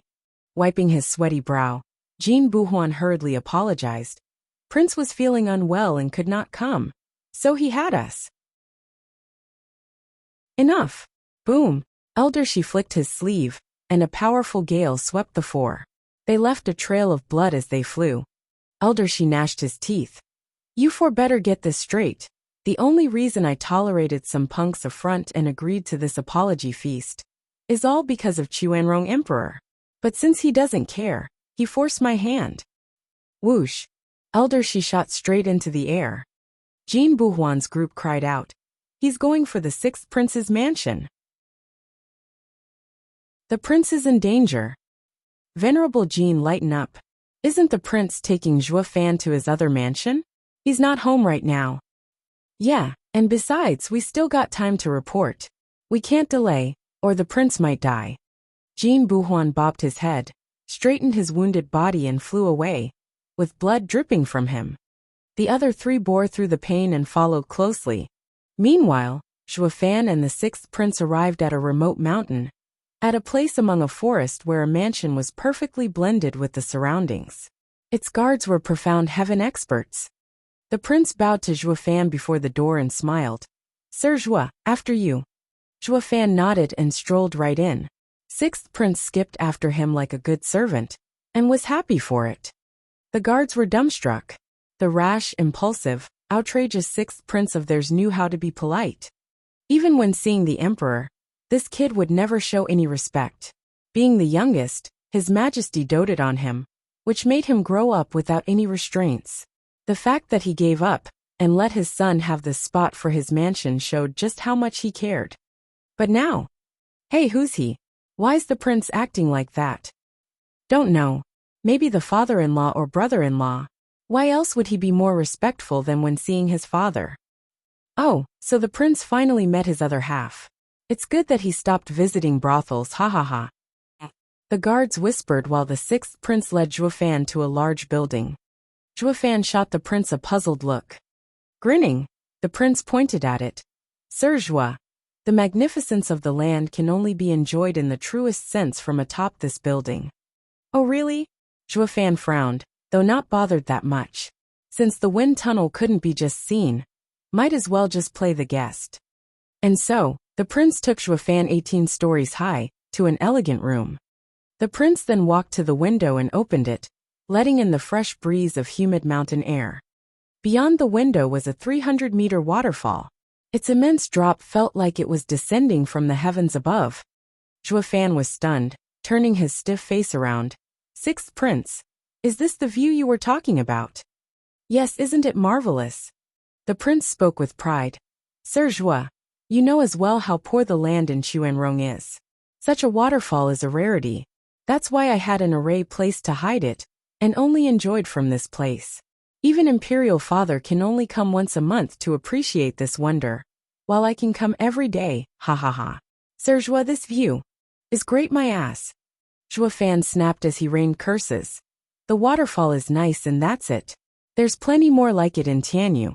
You think I wasted my time coming here for this thing? I wanted a place with strange occurrences, out of this world even. Something like getting in but can't get out. Or a spot where meditating a day equals 10 years.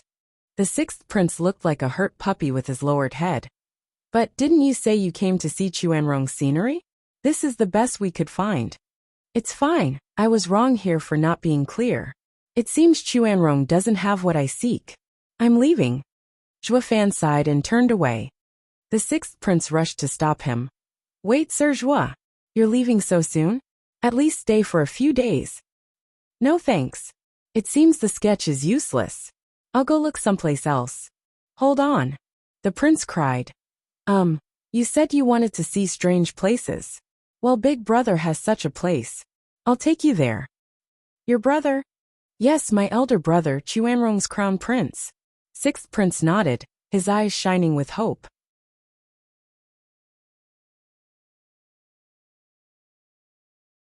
Chapter 807 Suicidal. Chapter 807 Suicidal. Proofreader Papatonks. Zhuofan nodded after a pause. All right, let's go to your brother. Sixth prince perked up, skipping over to Zhuofan, and about to lead him like an overexcited child. Zhuofan chuckled. He really is my greatest fan. Is he that happy to be around me? Sixth prince, run. Elder, she's coming. A shout came from the window, and the two saw Jin Buhuan's group covered in blood and collapsing from their flight, spitting blood again. Sixth prince helped them up. What happened, Venerable Jin? Why are you all like this? Cough, run, prince. Elder, she went on a killing spree to your mansion. We used this chance to warn you. You have to get to the imperial palace. With his majesty around, maybe his anger can be subdued. That bastard did this to you. His brow shaking, sixth prince hissed. Absurd. Even for a beast-taming sect elder, this is too much. Those three have been thrown out of the sect for their mistakes, and now they're taking it out on the common folk. Beast-taming sect did cast them out, but they're still its elders, they still have power. The sect will cover for them as long as nothing serious happens. Jin Buhuan shook his head and sighed. Ignoring the fact they were thrown out, they're still in the ethereal stage. Who in the empire would fight them? Prince, we all admire your principles, but I'll have to step out of line here. You're too naive. There are some things, some men, that you can't mess with. Sixth prince's brow quivered as he cursed. Those damn geezers, making the entire imperial capital restless, and now they even have the nerve to come after me. Won't that mean they have no restraint against anyone else? How can we rule the Chuanrong Empire in this state? No, I have to plead that imperial father to remove those three bastards. It's no use. Of course his majesty would want that as well, but no one is strong enough. Jin Buhuan was filled with pain. Those three geezers got kicked out of beast-taming sect, and now are running amok. Sixth prince shook in anger, but then he suddenly went still and peeked at Zhuofan. In the end he spoke his mind. Sir Zhua, what do you think I should do? If I weren't here, your best bet would be hiding in the imperial palace. And you old coots, you were better off sending someone to give us a message while going to imperial palace to seek help instead. Jin Buhuan jerked and face-bombed in regret. Why didn't I think of that? Right, I should have sent someone to report to his majesty. What am I to do since you're here then? Ignoring Zhuofan's proposal, sixth prince wanted to know his stance, whether he'd help. Zhuofan spoke calmly. Nothing at all. As long. What? Sixth prince asked in hope. With an evil grin, Zhuofan replied. As long as you take me to the strange place of crown prince, you can then do like I suggested. Hide in the imperial palace. Ugh. The prince's face twitched. He knew Zhuofan's power, yet the man refused him in the end. Humph. Sixth prince's life is at an end, and you still want to go to crown prince? Jin Buhuan growled. Sixth prince treated you like a guest, and this ridiculous idea is your reply? I knew you wouldn't want to get involved as you're not in the ethereal stage, but at least your plan is sound. Zhuofan admitted. Then you go hide in the imperial palace, while I go see crown prince alone. The great crown prince's manor should be an easy find. Zhuofan shot to the skies. Wait, Sir Zhua. Let me take you. Sixth prince rushed after him. Jin Buhuan shook his head and followed as well, about to blow a gasket. Prince, let him go. Your safety's more important. I can't let death scare me from living. The great Sir Zhua I admire is now here, so how can I not go hang out with him? The prince glared and rushed on. Sir Zhua, wait for me. They quickly left the building and went away. Whoosh! Just then a savage cackle resounded. Ha ha ha, brat, so this is where you are. You offended me, and against my better judgment, I decided to hear your father out and letting you apologize. But you actually stood me up. Humph. Now even if the emperor pleaded for you, it still won't save you. Damn, elder, she caught up. Why so soon? Jin Buhuan rushed to protect the prince. The ethereal stage expert floated down, looking at the four elders with a twisted smile. Mere radiant stage cultivators. Don't you know the fear of ethereal stage experts? Sixth prince, today is the day you ugh. Elder, she looked at the prince's grave face, but then he paused. His face twisted like he saw his worst enemy. You. Elder, she stared at Zhuofan next to the prince. Zhuofan paused, looking around but didn't see anyone. Stop faking.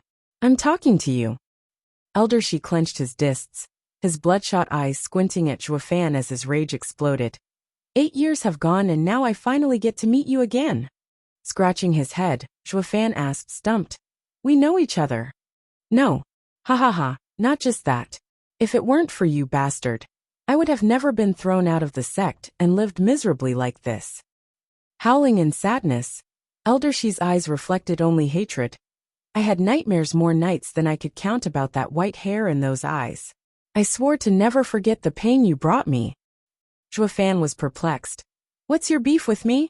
Why can't I remember you? Who are you supposed to be anyway? Ha ha ha. You're so forgetful, I see. Though it's natural since I've changed my looks. Snickering, Elder Shi said. Brat, you still remember the war 8 years ago in Tianyu. You ruined my body. 8 years, I bore that shame with me for 8 damn years. With my body ruined, even getting a new one, my cultivation had stagnated. When I could have managed to reach the 5th layer of ethereal stage, but now the 2nd layer is all this body can allow. But this wasn't the reason for sect leaders' banishment. It's all due to losing that war, and letting the demon scheming sect grab hold of proof of our involvement.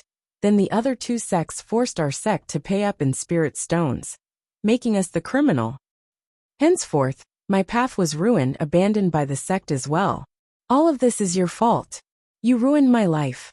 Brat, now that we met, I'll end you and 6th prince, getting rid of all the rancor. Ignoring the cawing, Zhuofan squinted in thought, then exclaimed. Oh, so that obscene snake shed his skin. Almost didn't recognize you there.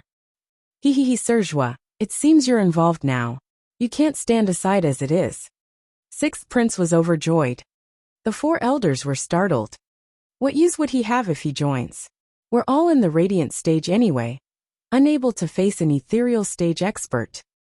Only the prince had complete confidence in Zhuofan. Scratching his nose, Zhuofan nodded. Yeah, I can't go around going easy on my enemies, now can I? Since I already suffered for it once. Zhuofan's eyes flashed with coldness and bloodthirst. Elder Shi shook for some reason, feeling like a beast had its eyes on him, and sending a deep-seated fear in his bones.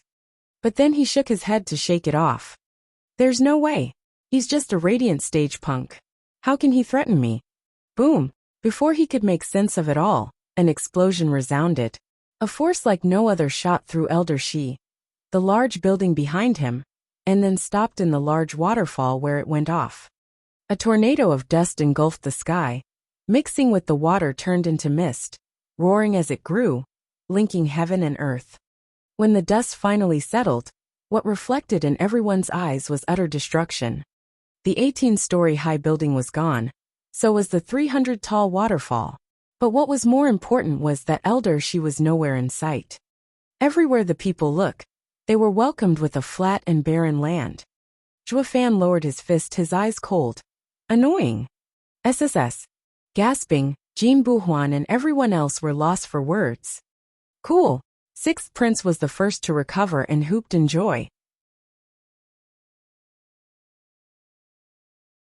Chapter 808, Outstanding Crown Prince. Chapter 808, Outstanding Crown Prince. Proofreader Papatonks. Lowering his mighty right hand, Zhuofan looked like he had done a trifle thing. He patted the 6th prince's shoulder. Now hurry along and take me to the crown prince. I hope I'll find what I seek there. Sure thing. After a brief pause of shock, the prince shouted in excitement as he went first.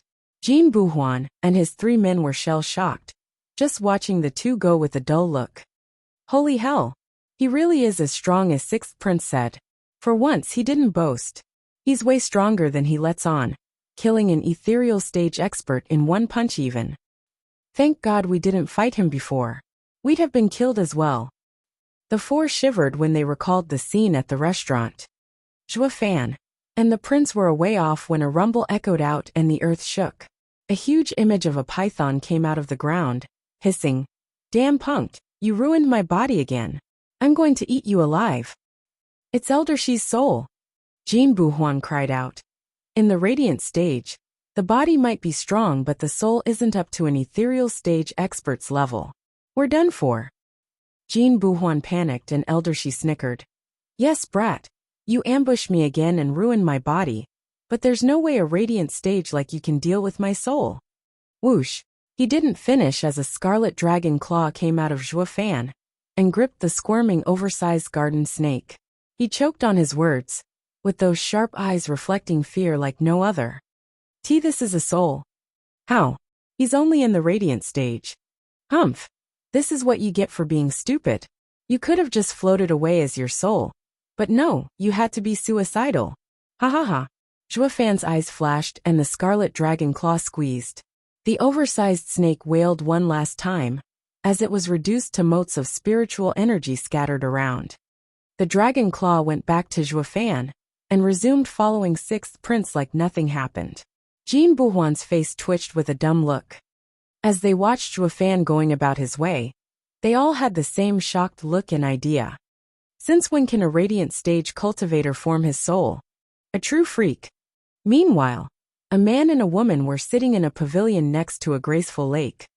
The man wore a crown and was presentable, stacked in jewelry, though his elegance was ruined by his sinister smile, especially when aimed at the woman next to him. As for the woman, she was a beaut, bright eyes, sculpted eyebrows. Alas, the image was marred somewhat by her constant frown. Around them were singing and dancing girls. But as the obscene music and suggestive dancing of the women in their sheer attire continued, Lianer, the daughter of Chuanrong's high commander, bit her lip. The man smirked, one hand groping around a woman's waist, opening his mouth and letting her tender finger feed him fruits. Sometimes it wasn't just the fingers. The man let out an obnoxious laughter now and then, filled with lust. Lianer was sickened by it, but helpless against it. Lianer gathered all her bravery to ask, "Crown Prince, would it be possible to release my brother?" "Him?"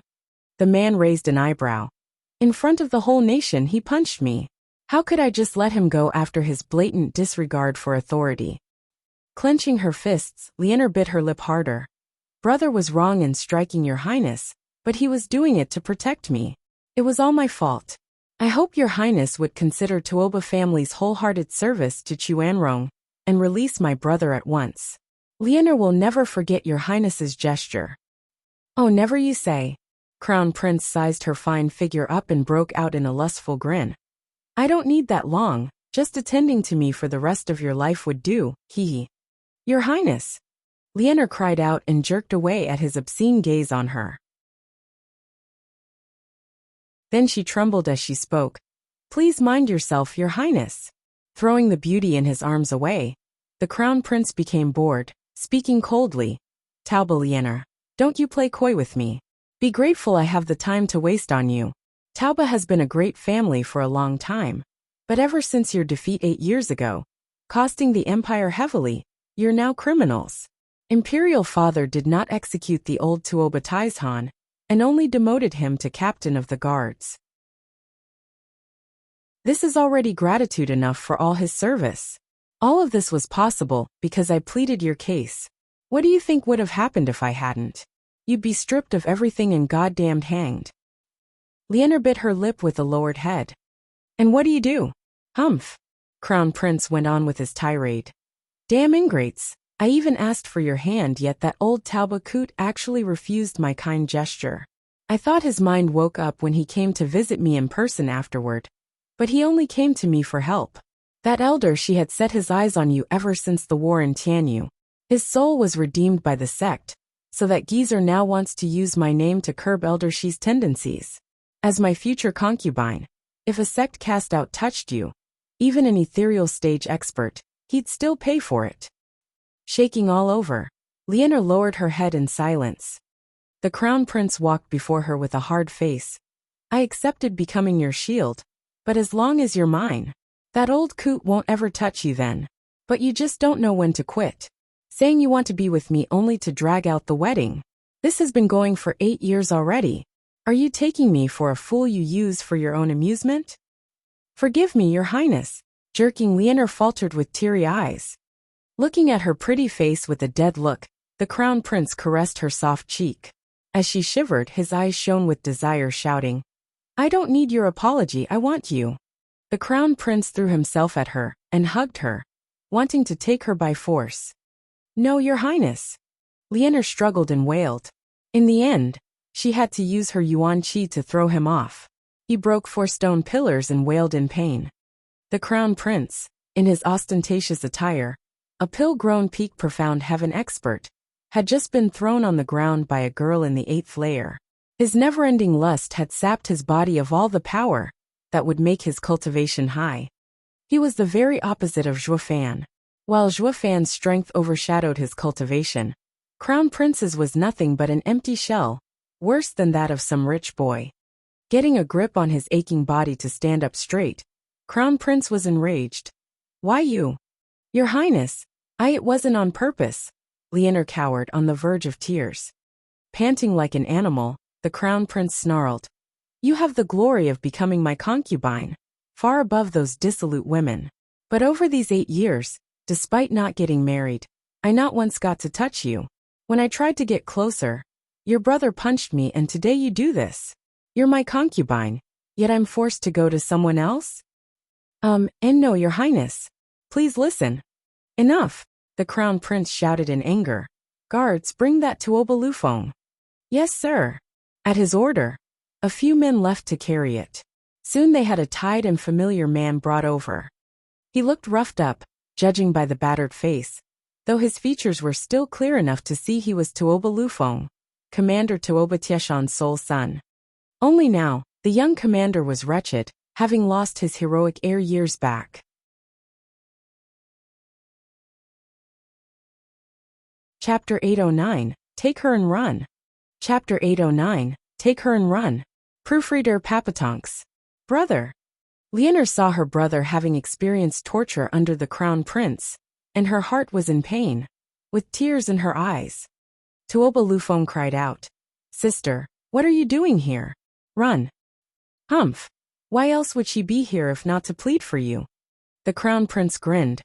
Laying your hands on a member of the imperial family is punishable by death.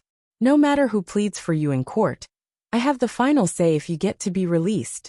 I can even have the Tuoba family removed from the Chuanrong Empire.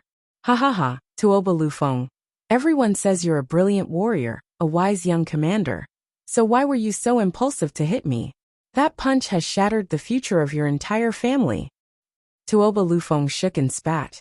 Crown Prince, I had no intention of doing anything, but you went too far when you tried to force yourself on my sister.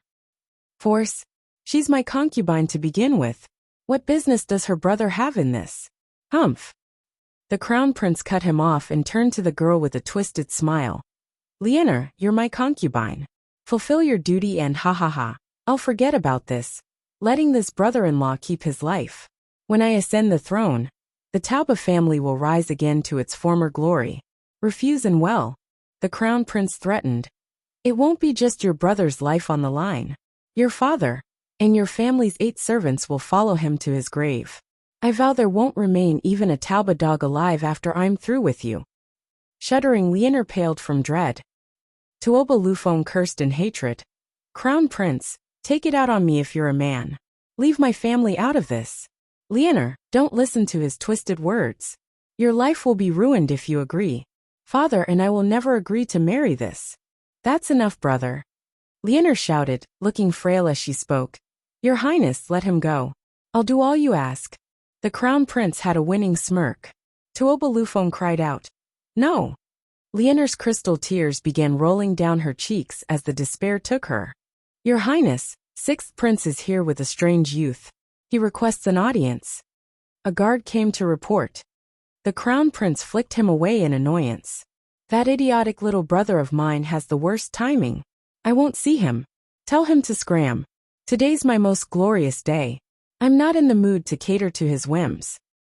I'll notify Sixth Prince at once. The guard left. The crown prince drew closer to Lianer with a disgusting leer in his eyes.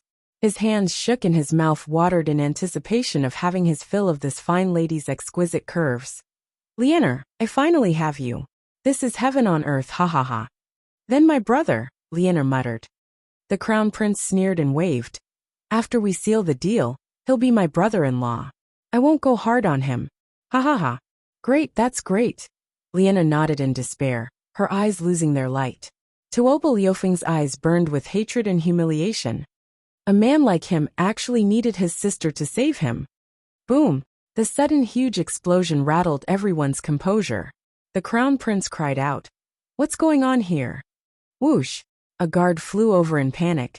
Your Highness, Sixth Prince's guest is forcing his way over. What? Does brother plan on rebelling to fight his way into my home?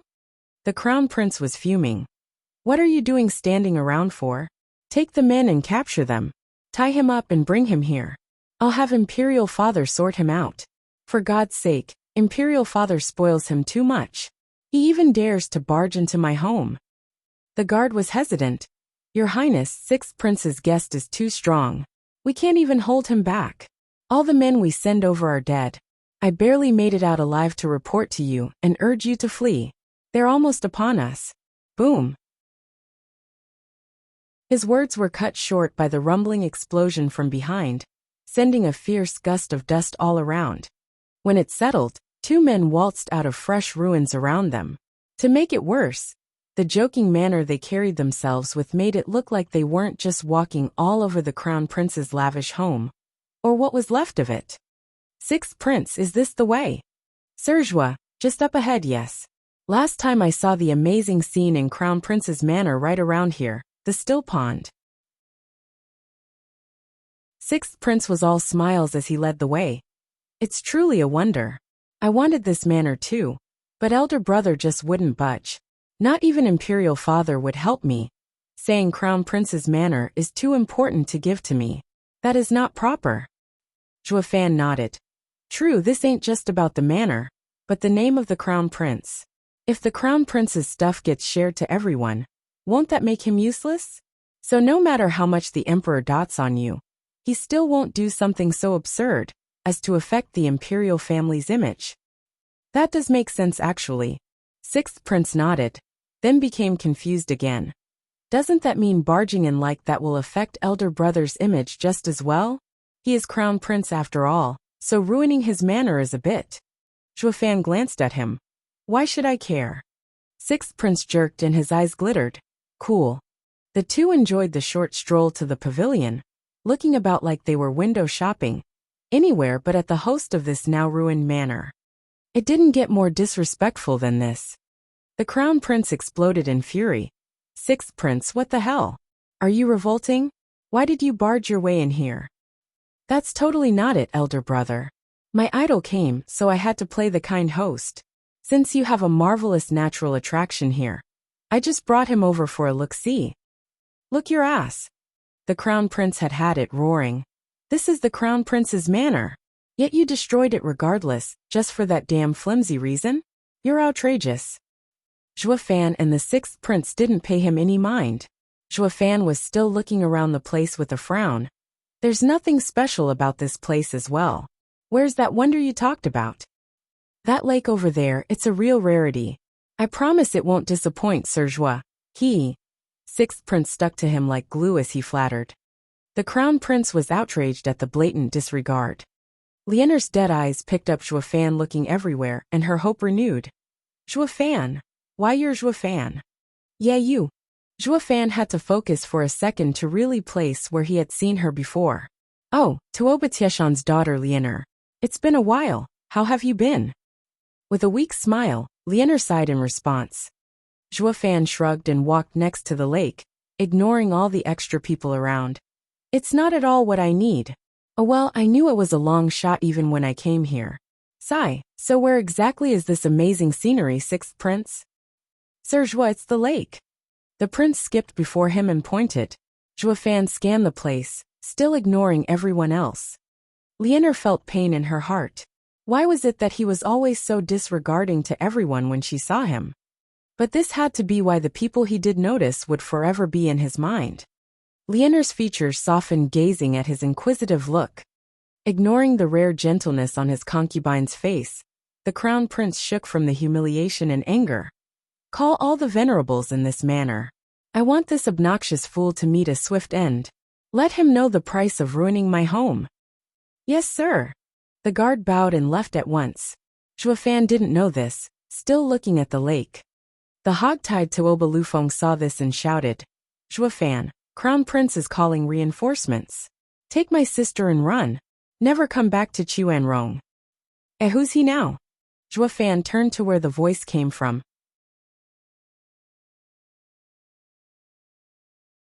Chapter 810, Thrashing Crown Prince. Chapter 810, Thrashing Crown Prince. Proofreader Papatonks. The Crown Prince's eyes were on fire from the hatred he put in his glare at Tuoba Lufeng. He went over and kicked the tied-up young commander into the air. Humph! You must have a death wish inviting enemies. Brother! Lianer cried out. Zhua Fan looked on with a frown at the unrecognizable Tuoba Lufeng from all the beating. He then nodded. You're that guy playing commander back in Tianyu, Tuoba Lufeng? My, how cool you are now, almost can't hold it in even.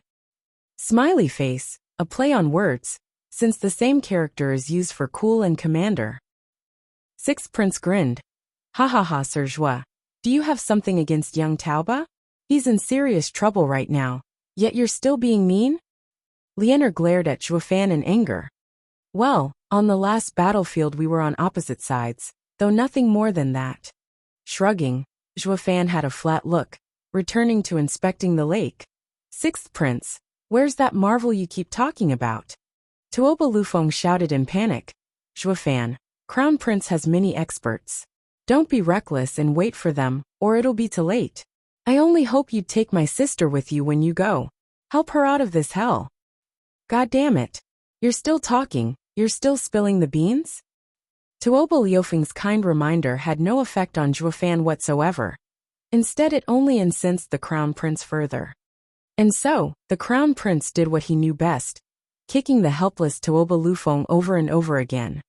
Zhua Fan ignored it all, his mind on the lake still.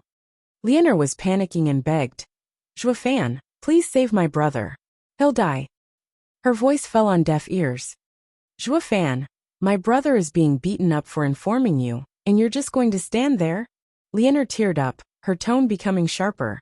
You damn ingrate. Zhua Fan glanced over. Ingrate? Did I ask him to? He gets what he deserves for running his mouth. Zhua Fan bit back.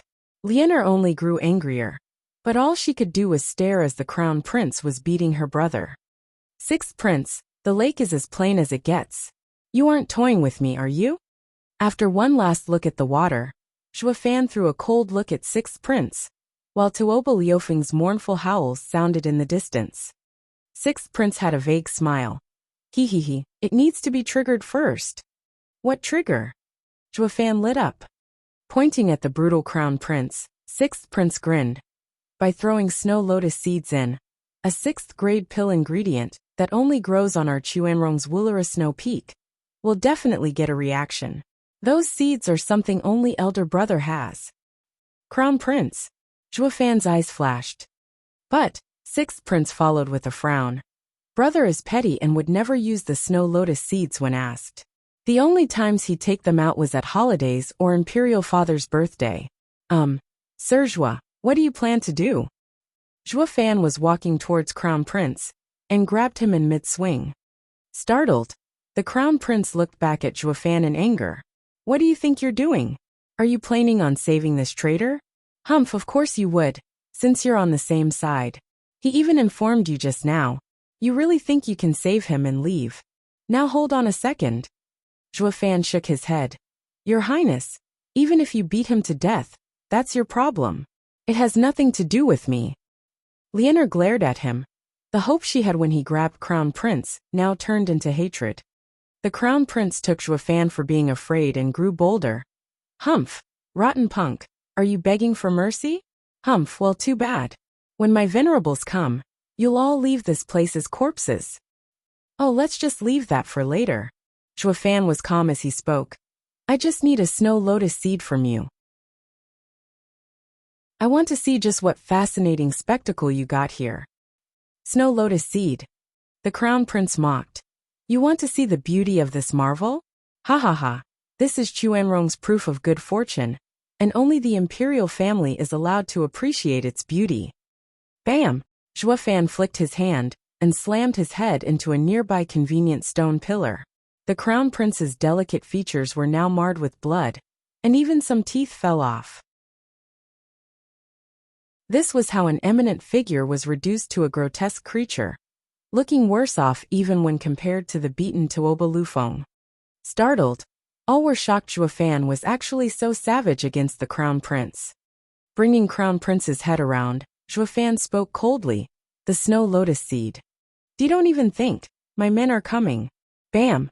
Zhuofan returned to having crown prince's face make intimate and brutal contact with a hard rock, again and again for good measure. When he thought it was enough, he brought crown prince around, his face unrecognizable. The snow lotus seed. Zhuofan demanded. Why you? Bam. The snow lotus seed. Bam. Zhuofan just kept on smashing his face into a rock while asking. The crown prince might think himself some big shot from the imperial family, but Zhuofan thrashed him all the same, until he bawled. The snow lotus seed. Zhuofan roared this time, but crown prince had long since fallen silent. Enraged, Zhuofan returned to smashing, but then he noticed the flailing arms, pointing at his bloody and toothless mouth. Zhuofan now realized the guy was unable to speak. The victim pointed to a building on the side as he groaned in tears. Pondering for a bit, Zhuofan looked at Sixth Prince. Is he saying the seed is in that building?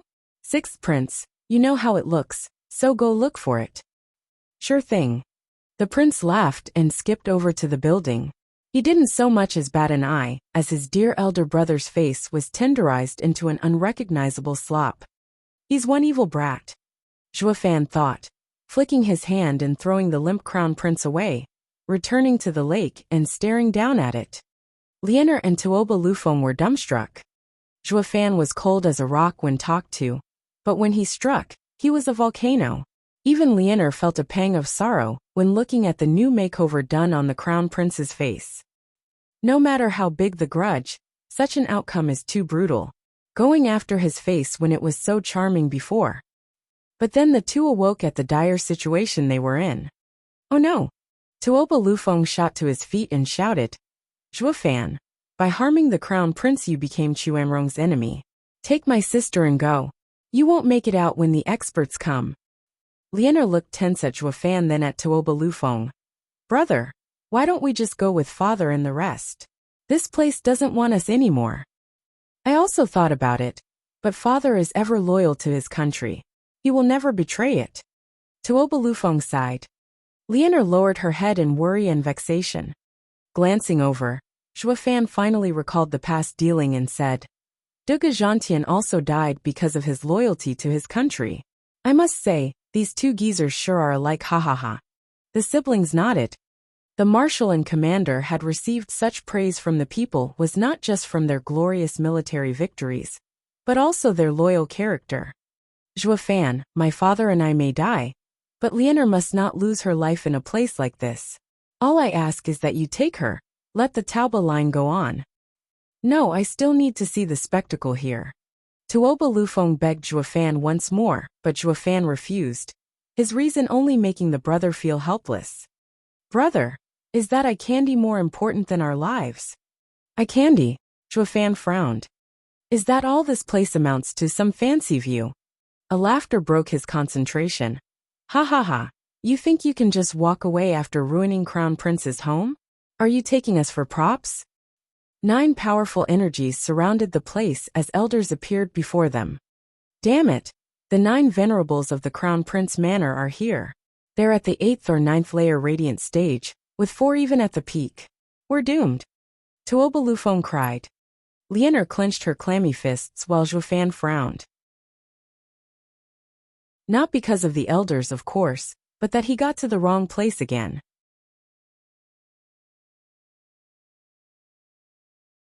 Chapter 811, Stop Bothering Me. Chapter 811, Stop Bothering Me. Proofreader, Papatonks. Whoosh. 9 old men landed, sporting cruel looks at the trio. Among them, one guy with scattered hair, the strongest, stepped up and spat.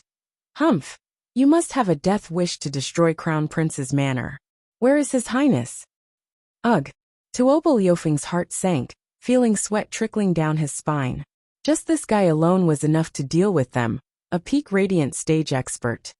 In a couple of years he should be a true ethereal stage expert as well, becoming one of the Empire's legends, one of the best.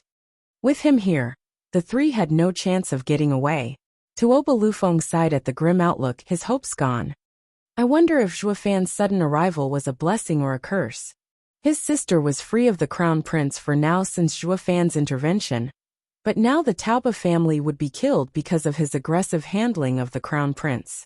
They might even be labeled as traitors. Tauba Lianer understood they were in serious danger, and her eyes still gave contemplative look to a somewhat oblivious Zhuofan. I asked you a question. Where's His Highness? Seeing them silent, the old man roared. Tuoba Lufeng shook, finding speaking difficult. Tauba Lianer pointed to where the Crown Prince was lying with a cold face. Over there. I wonder if you still recognize him. That's Crown Prince. They all gasped at the sobbing, gruesome mishmash of features that barely hinted at what once was. Their elegant and handsome Crown Prince was now reduced to this thing. Those eyes were swollen out of their sockets, the nose more twisted than a ravine, and the former spotless denture turned into a bloody hole. The only reason they even noticed him was because Tauba Lianer pointed out. Stunned seeing a face only a mother could love, the old man roared. It's Crown Prince's signature feature. How? Who? What gave you the nerve to harm the Crown Prince like this? You're done for. Whoosh! The old man's anger exploded. Talk, who did this? I'll peel his skin and crush his bones. It'll be ages before I'm through with him. Tuoba Lufeng panicked under the nine's auras. Zhuofan was still in his own world, contemplating more important stuff. Venerables, I did it. If you want to kill someone, kill me. Lianer scrounged up her courage and declared. Tuoba Lufeng cried, Sister. It's fine. Lianer cut him off. This is all my fault. Tianyu used to say women were deadly, and now I have to admit they were right. If it weren't for me, the Tauba family would never have ended up like this. It's all my fault and I should settle it. Lianer spoke with sadness and despair. Tuoba Liufeng's clenched fist shook, feeling utterly useless. Lianer wanted to use her life to settle it all and save the Tauba family. No, the family was already finished. She was giving him and Zhuofan the chance to get away. But how could her brother just let his sister take the blame? Tuoba Lufeng roared at Zhuofan. Zhuofan, you bastard. Is that how a man behaves, letting a woman take the fall for you? Brother! Lianer cried out, having made up her mind. So why was her brother dragging Zhuofan into this? Tuoba Lufeng was firm when he saw Lianer's despair. Harming the Crown Prince was a heavy crime, akin to assassinating a royal member, or rebelling. He could not let it hang over Lianer's head. All of this happened because Zhuofan showed up. The 9 venerables finally noticed Zhuofan, that they ignored since he looked so quiet to the side. The 9 people tensed. 8th layer radiant stage. He does have the power. The leading elder squinted and snickered. I see what's going on. You're the one who made a mess of Crown Prince's manor. Ha ha ha. I knew it was odd for a girl to admit it. When the guard reported to us, he said that none of them could fight back. How could a wee girl be so tough? Seeing your high cultivation, it all makes sense. If we 9 hadn't come, none in the Crown Prince manor would be able to hold you. Ha ha ha. Zhuofan's mind was still processing. The leading elder took it for cowardice and mocked. Ha ha ha. Here I thought you had guts when attacking Crown Prince, but now I see you're full of it.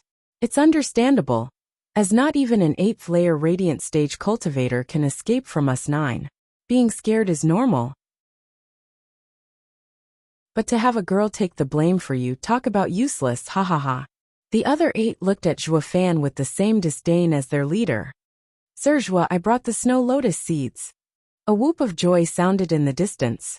6th Prince skipped over to Zhuofan in excitement. Zhuofan woke up at last, staring only at the 6th Prince's figure. Took you long enough. Hurry up and throw them in. I want to see just how fancy this thing is. Ugh. The mockery was stuck in the 9 elders' throats seeing him ignore them. The 2 soon joined and started throwing seeds into the lake while watching for any signs. The elders' faces sank. For God's sake. Here we thought he was scared when in fact he didn't give a damn about us. He's toying with us.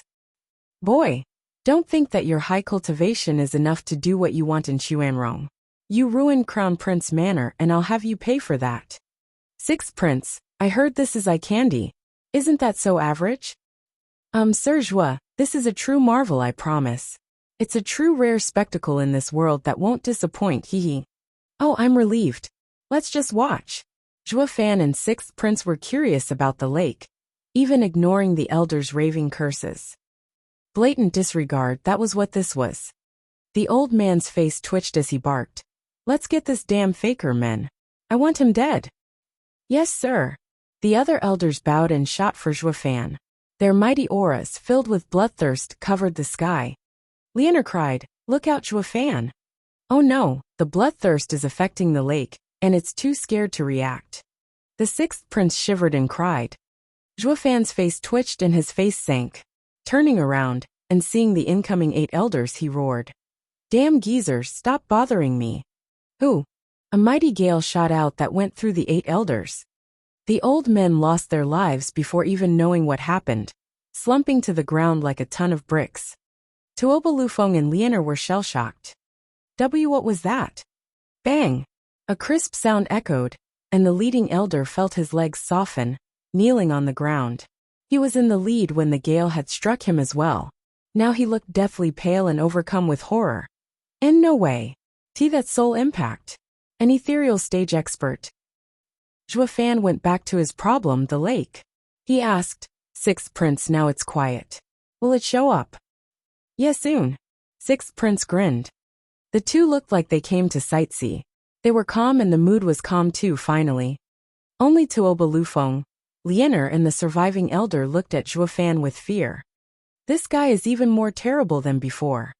All kinds of thoughts ran through Tuoba Liufeng's mind.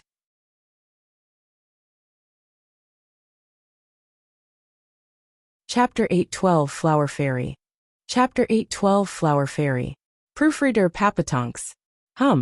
15 minutes later, the still lake rippled. The snow lotus seeds floated inside, releasing bubbles. As each bubble burst, the seed below it was gone. The ripples became more and more numerous. Zhuofan looked focused, watching as flowers floated to the water surface from deep below, swaying in the sunlight. A total of 1,000 flowers appeared, moving about as if they were dancing. Zhuofan's eyelid twitched, looking straight at the 6th Prince. The prince was smug. Well, Sir Zhua? Isn't it fab? Hee hee. Zhuofan nodded. If it were only a couple of flowers having spirituality, it wouldn't be much. Maybe it was something related to their species. But with 1,000 different flowers all showing the same reaction, living at the bottom of the lake, now that was different.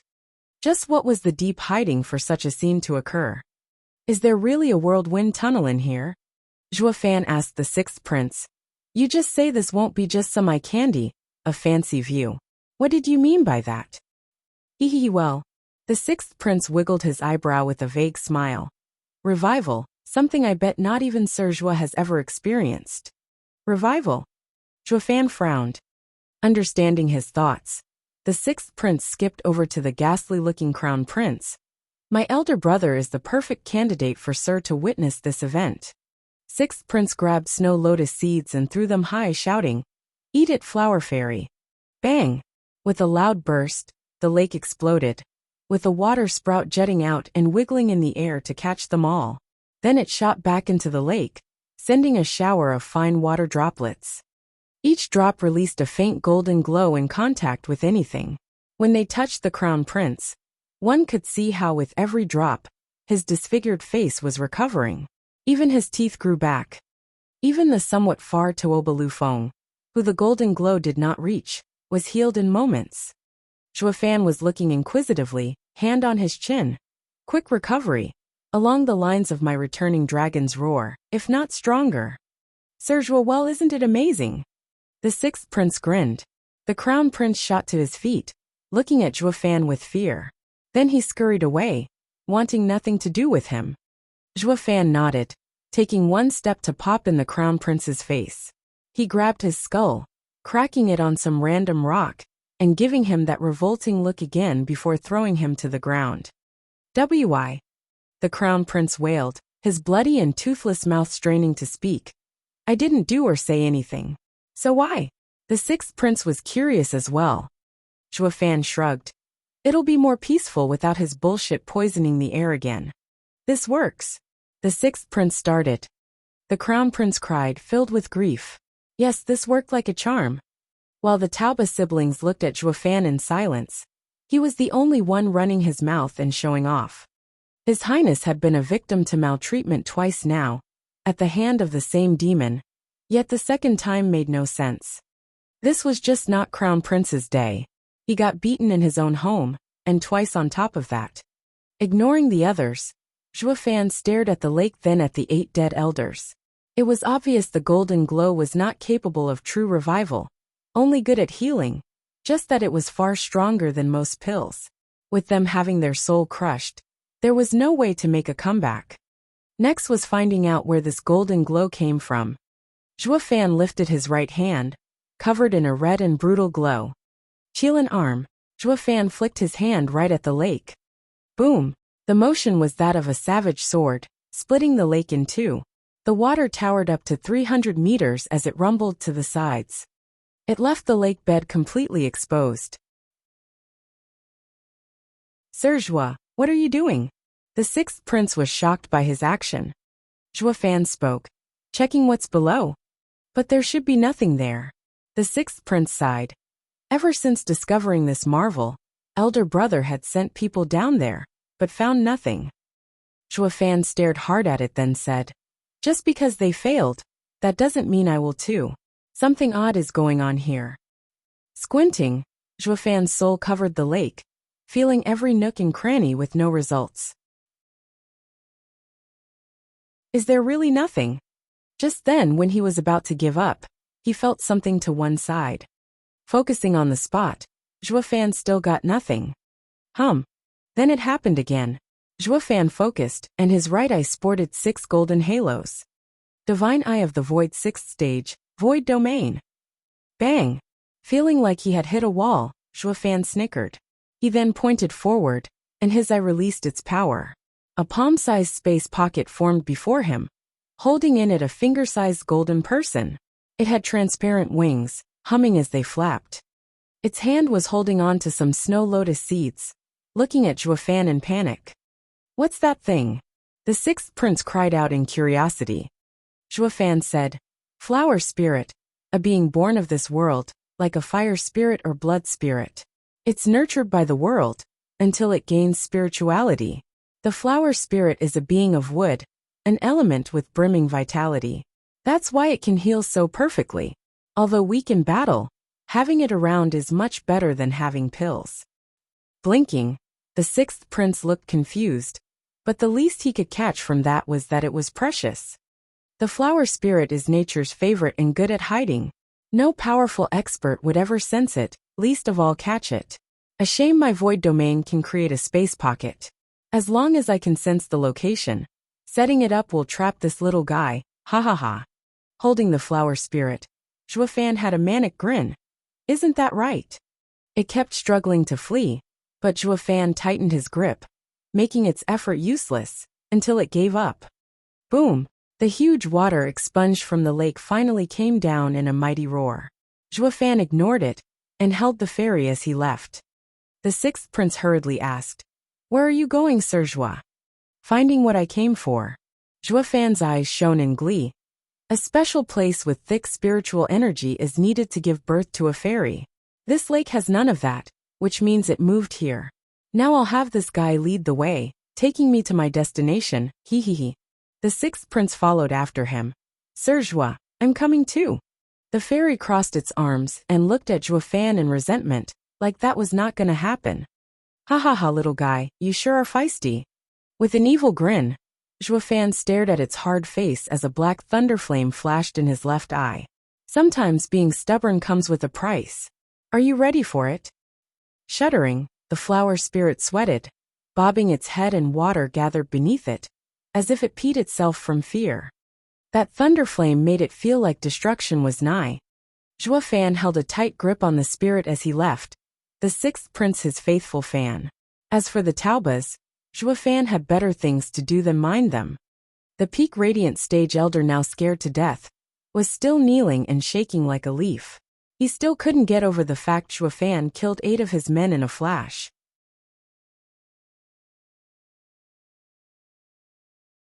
Chapter 813, Unstoppable. Chapter 813, Unstoppable. Proofreader Papatonks. He not once looked at me. Watching Zhua Fan's back, Leonor's mood fell. She started off feeling despair, then hope, then shock, then despair again. But she ended the cycle with anger. Tuoba Lufeng sighed. Leonor cut me loose and removed the seal on me. All right. Leonor now recalled her brother's predicament and rushed to release his Yuan Qi. Tuoba Lufeng finally got his freedom back. Looking around, seeing the old man lost in his own world, Tuoba Lufeng said, Leonor, this time it's grave. We best rush to father. We have to try and flee with him. With the crown prince's manor ruined, the consequences are dire. Zhua Fan is an uncaring monster, stirring things up and making us suffer for it. We have no choice but to flee our home. Brother, how can you say that? Glaring at him in dissatisfaction, Leonor pouted. If not for him, we both would have suffered at Crown Prince's hand. I can't even think about what he'd have done. Tuoba Lufeng nodded. Yeah, while the punk ruined everything, he did help us. We should be grateful for it. But we first have to flee from here, and not get dragged into this any further. Leonor nodded and the two flew away, leaving the elder behind, still too horrified to react. Hi, Venerable. Footsteps were heard as a guard looked around to see only the shell-shocked elder. The elder still didn't react. Sighing, the guard shouted in his ear, Hi, Venerable, the monster is gone. Shaking, the elder finally came out of his stupor. Seeing Zhua Fan was nowhere around, he sighed and got up. But then he felt chilly below. Looking down, there was a wet patch.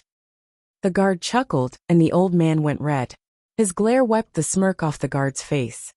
Ahem, did that guy leave? Long ago. How long? 15 minutes. The guard bowed. Squinting, the elder nodded. Why did you only wake me up now? Because the Tauba siblings. Bam! The guard's words were cut short by the old man's palm, slapping him dead. Glancing over, the elder's eyes grew hard. Damn fool, you think you'll still get to live after seeing all that? Humph. The elder's eyes darted around.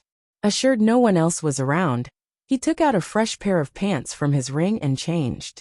He then rushed to the crown prince's side. Your Highness, what's wrong? Here, take this healing pill. No. The crown prince's eyes glinted with hatred, slurring his words through non-existent teeth. Take me to Elder Hu. I want them to take revenge. The elder bowed, understood. He grabbed the prince and left. There was a wide courtyard in the capital, one that had a large lion statue with the words honor and loyalty engraved on it. Above the gate were the words Tauba Manor written. Unlike the imposing gate, the wind that blew was a cold and bitter one, carrying with it a bleak tone along with the dust of the capital. Inside the manor, 2 men sat upright in the middle of the room, the former commander of Chuanrong, and the imperial tutor Han Tiemo. Frowning, Tuoba Taizhan hesitated before finally jumping to his feet in revulsion. Guards, summon the 8 wolf wardens. I'm going to Crown Prince Manor myself. Wait, Brother Tauba. You can't let it devolve any further. Han Tiemo urged. Shaking his head, Tuoba Taizhan was vexed. Brother, Lu Feng is my only son, now trapped in Crown Prince Manor. How am I supposed to calm down when His Highness is capable of anything? No matter how restless you are, you can't just go with the city guards. Han Tiemo shook his head. The minute you resort to using the guards, and against the crown prince too, that would be the moment you'll be taken as a traitor. Then no one can save you. Let's say you get to mobilize all the men, what then? You're now the captain of the guards, not Commander Tauba, leader of millions. Commander Tauba Manor is packed with experts, 9 venerables of immense power. Even if you go, it won't make a difference, so what's the point? Bam! Slamming the table, Tuoba Taizhan glared. Even so, as a father, the least I can do is try. Calm down, brother Tauba. Han Tiama sighed. Why don't we assemble the court's officials and plead to His Majesty to be lenient on account of your past? Tuoba Taizhan shook his head. No use. His Majesty issued an unbreakable decree this time, leaving Crown Prince in charge of this. Any that interferes will be executed. Who in the court would be willing to meddle in this? Han Tiama sighed. His Majesty is too easy on the Crown Prince, yet cruel to his ministers. People's opinion of him will sour. Master! A cry came as a servant rushed before Tuoba Taizhan. Why, young miss she? What about her? Tuoba Taizhan cried. The servant girl jerked. Young miss knocked me out and ran away. She must be going to Crown Prince Manor to save young master. Damn that girl. Is she trying to anger me to death? Tuoba Taizhan was panicking, shouting. Have the 8 wolf wardens assemble the men. Surround Crown Prince Manor. Brother Tauba, you must calm down. No, not this time. At the very least, I'll have the 2 children flee while I shoulder the blame. Tuoba Tieshan's mind was made up. Sighing, Han Tiama shouted after him. Tuoba Taizhan, do you really plan on throwing away all you accomplished? Are you going to become a criminal to Chuanrong? Tuoba Taizhan shook, but his eyes were firm. As the commander of Chuanrong, I have fought for my country all my life, and shall never betray it. No matter how much His Majesty forsakes me, I will not complain. But I am also a father. How can I just sit by and watch my children bear unjust crimes? Han Tiama, today I may be convicted of crimes and my head will hang high above the city gates. I will have no regrets knowing I did all I could for the future of my children. Tuoba Taizhan was soon gone. Han Tiama sighed and got up to follow. Commander, the men are here. We await your orders. Outside the manor, the 8 wolf wardens were gathered. Tuoba Taizhan eyed them and shouted, We march. Yes, sir. The 8 wolf wardens bowed, glee dancing in their eyes. The last 8 years had been spent in unrest, hardly ever fighting and always held back. Now they were going to let loose, against the crown prince no less. Yet they were still joyful. It was their honor to serve under the commander. Wait, Tuoba Taizhan. Han Tiamo caught up. Tuoba Taizhan didn't even look back. My mind is set. I'm not trying to sway you. I want to come with you, old friend. It would be great if I can convince His Highness to let them go. If not, I'll be most willing to be labeled a traitor alongside you. Shaking, Tuoba Taizhan laughed. Good, ha ha ha. The army marched, their spirits uplifted, their drive ignited. Yet after 2 steps, a staggering figure entered their vision, an imperial palace guard. Did His Majesty find out already? Did he come to stop us? Tuoba Taizhan and the rest were tense. If this was the emperor's decree, then before them had to be a huge army to block their path. But the imperial guard actually went and panicked at their sight. Commander Tauba, you truly are the empire's god of war.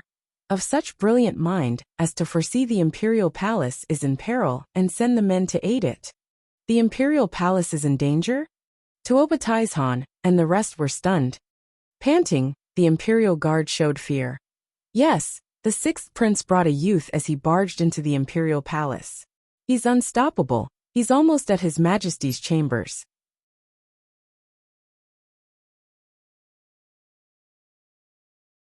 Chapter 8:14. Assaulting the Imperial Palace. Chapter 8:14. Assaulting the Imperial Palace. Proofreader, Papatonks. Boom. Waves upon waves of Imperial guards poured out of the palace gates, only to be blown away by rumbling explosions as pieces of their former selves. With a constant drizzle of blood going on, it marked the dark and cruel end of tens of thousands of soldiers. Zhuo Fan flicked his red right fist, and looked uncaringly at the flower spirit held tightly in his left. It was like he was out mowing a lawn or something, and not butchering people. Which way is it this time? Don't try to play me, you pint. Shuddering in fear, the flower spirit shook its head and pointed at a large wall. Boom! Another rumble sounded. Zhuofan found it a waste of time circling around to use the front gate, so he just made a new one right here, in the 50-meter-tall wall. The sixth prince, sticking close like any true fanboy would, was mulling over whether Zhuofan had stopped being human at this point, as he kept charging in like a raging beast. If there was no way he'd find it. Anyone that stepped between him and his goal would leave the scene as a corpse. Or maybe, Zhuofan no longer registered these people as living beings, merely as obstacles. Sixth Prince, Sir Zhuo is truly reckless. This is the imperial palace he's barging into, killing left and right. With his insane power, it won't matter who he steps on. But once he's gone, you'll be left behind. He'll go, wiping his hands of it all, and you'll take the fall. Jin Buhuan and his 3 elders were overwhelmed by what they saw, crying and fearful as he urged the prince. They had followed the 2 all the way here, following Zhuofan's wake of destruction from the Crown Prince Manor. Now that they saw Zhuofan's brutality for themselves, they feared for their lord. Sixth Prince, we have to leave now, while His Majesty is yet to realize your involvement. We'll then say he forced us when we're questioned, and be absolved of any blame. Sixth Prince was thinking, but he snapped. Humph, Sir Zhuo is my honored guest. I said I'll take him to what he's searching, and that's what I'll do. Since it's about to be found, I will accompany Sir Zhuo to confirm this. If you're scared, you're welcome to leave. Flicking his sleeves, Sixth Prince huffed and shooed the 4 away as he caught up to Zhuofan with a chuckle. Sir Zhuo, wait for me. This is insane. Jin Buhuan sighed, but then decided. To hell with it. Then he went after as well. Sixth Prince was their lord after all. Zhuofan stepped through anything that came before him, men or stone, with a few men following behind him with worry. What would they do once Zhuofan walked away?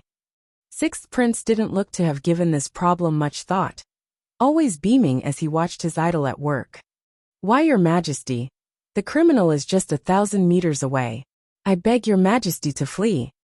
Why, Your Majesty? He is at 800 meters. Please flee, Your Majesty. Your Majesty. In a tranquil garden, the peace was broken as all kinds of nervous voices shouted. The imperial guards just kept on coming one after the other, fully distraught and panicking as they reported. What they said was almost always the same, that the criminal was getting closer, and they could not stop it. The people in the palace were afraid now, but also suspicious. Where did such a freak come from all of a sudden? When did Chuanrong mess with such a godly expert? None could make sense of it, not even the emperor in his golden robe. He was now frowning, stressed out by the sudden and brutal development. He had no idea what unforgivable sin might have been committed to deserve such retribution. The Chuanrong Empire had the beast-taming sect's protection. While totally disdained, beast-taming sect would still care about its name and defend it. So why? Boom! The emperor's thoughts were blown away by the sound. Looking over, he saw a hill being blown away not 100 meters from where he was. When the dust cleared, a handful of people walked out. In the lead was Zhuofan, the main culprit, with the emperor's 6th son at his side. Following a few steps behind were his venerables. The emperor's mouth twitched, his face falling. Son, now you're trying to rebel? What are you doing charging into the imperial palace with an outsider? Is it because I didn't give you Crown Prince's manor? Haven't I made it up to you with that glorious waterfall? Did you have to go this far? I'm such a fool looking after you. Imperial father, what are you saying? This is no rebellion, nor do I want your seat. You just have to sit tight and not move. Have a feast, get the girls to dance and ignore us. Sixth Prince rolled his eyes. The emperor was stunned. If this is not a rebellion, why are you barging into the imperial palace? How's it my fault? Sticking out his chin, the 6th Prince spoke with pride and honor. I wanted to go in, but those guards just wouldn't listen. My dear guest is quite impatient as well, wanting to get in at once. Those guards stopped us without reason, so we just went through them. The emperor's brow shook as he sized Zhuo Fan up. You broke into the imperial palace because you're impatient? Have you lost it? Couldn't you have waited for an audience with me? Shrugging, the sixth prince remained silent. Ignoring their argument, Zhuo Fan looked at the spirit pointing the way to a rock garden. This way? Wait, what are you doing? The emperor shouted in panic. Zhuo Fan never paid him any mind. The sixth prince also followed Zhuo Fan like before, making the emperor twitch. The emperor roared, Son, stop him. Can't do, imperial father. How can I do what thousands of guards couldn't? The sixth prince shrugged with a chuckle. Sighing, the emperor held his head. It's over, disaster is upon us. What criminal dares to make a ruckus with Tuoba Taizhan around? Following this shout, Tuoba Taizhan marched his thousands of troops into the garden surrounding it.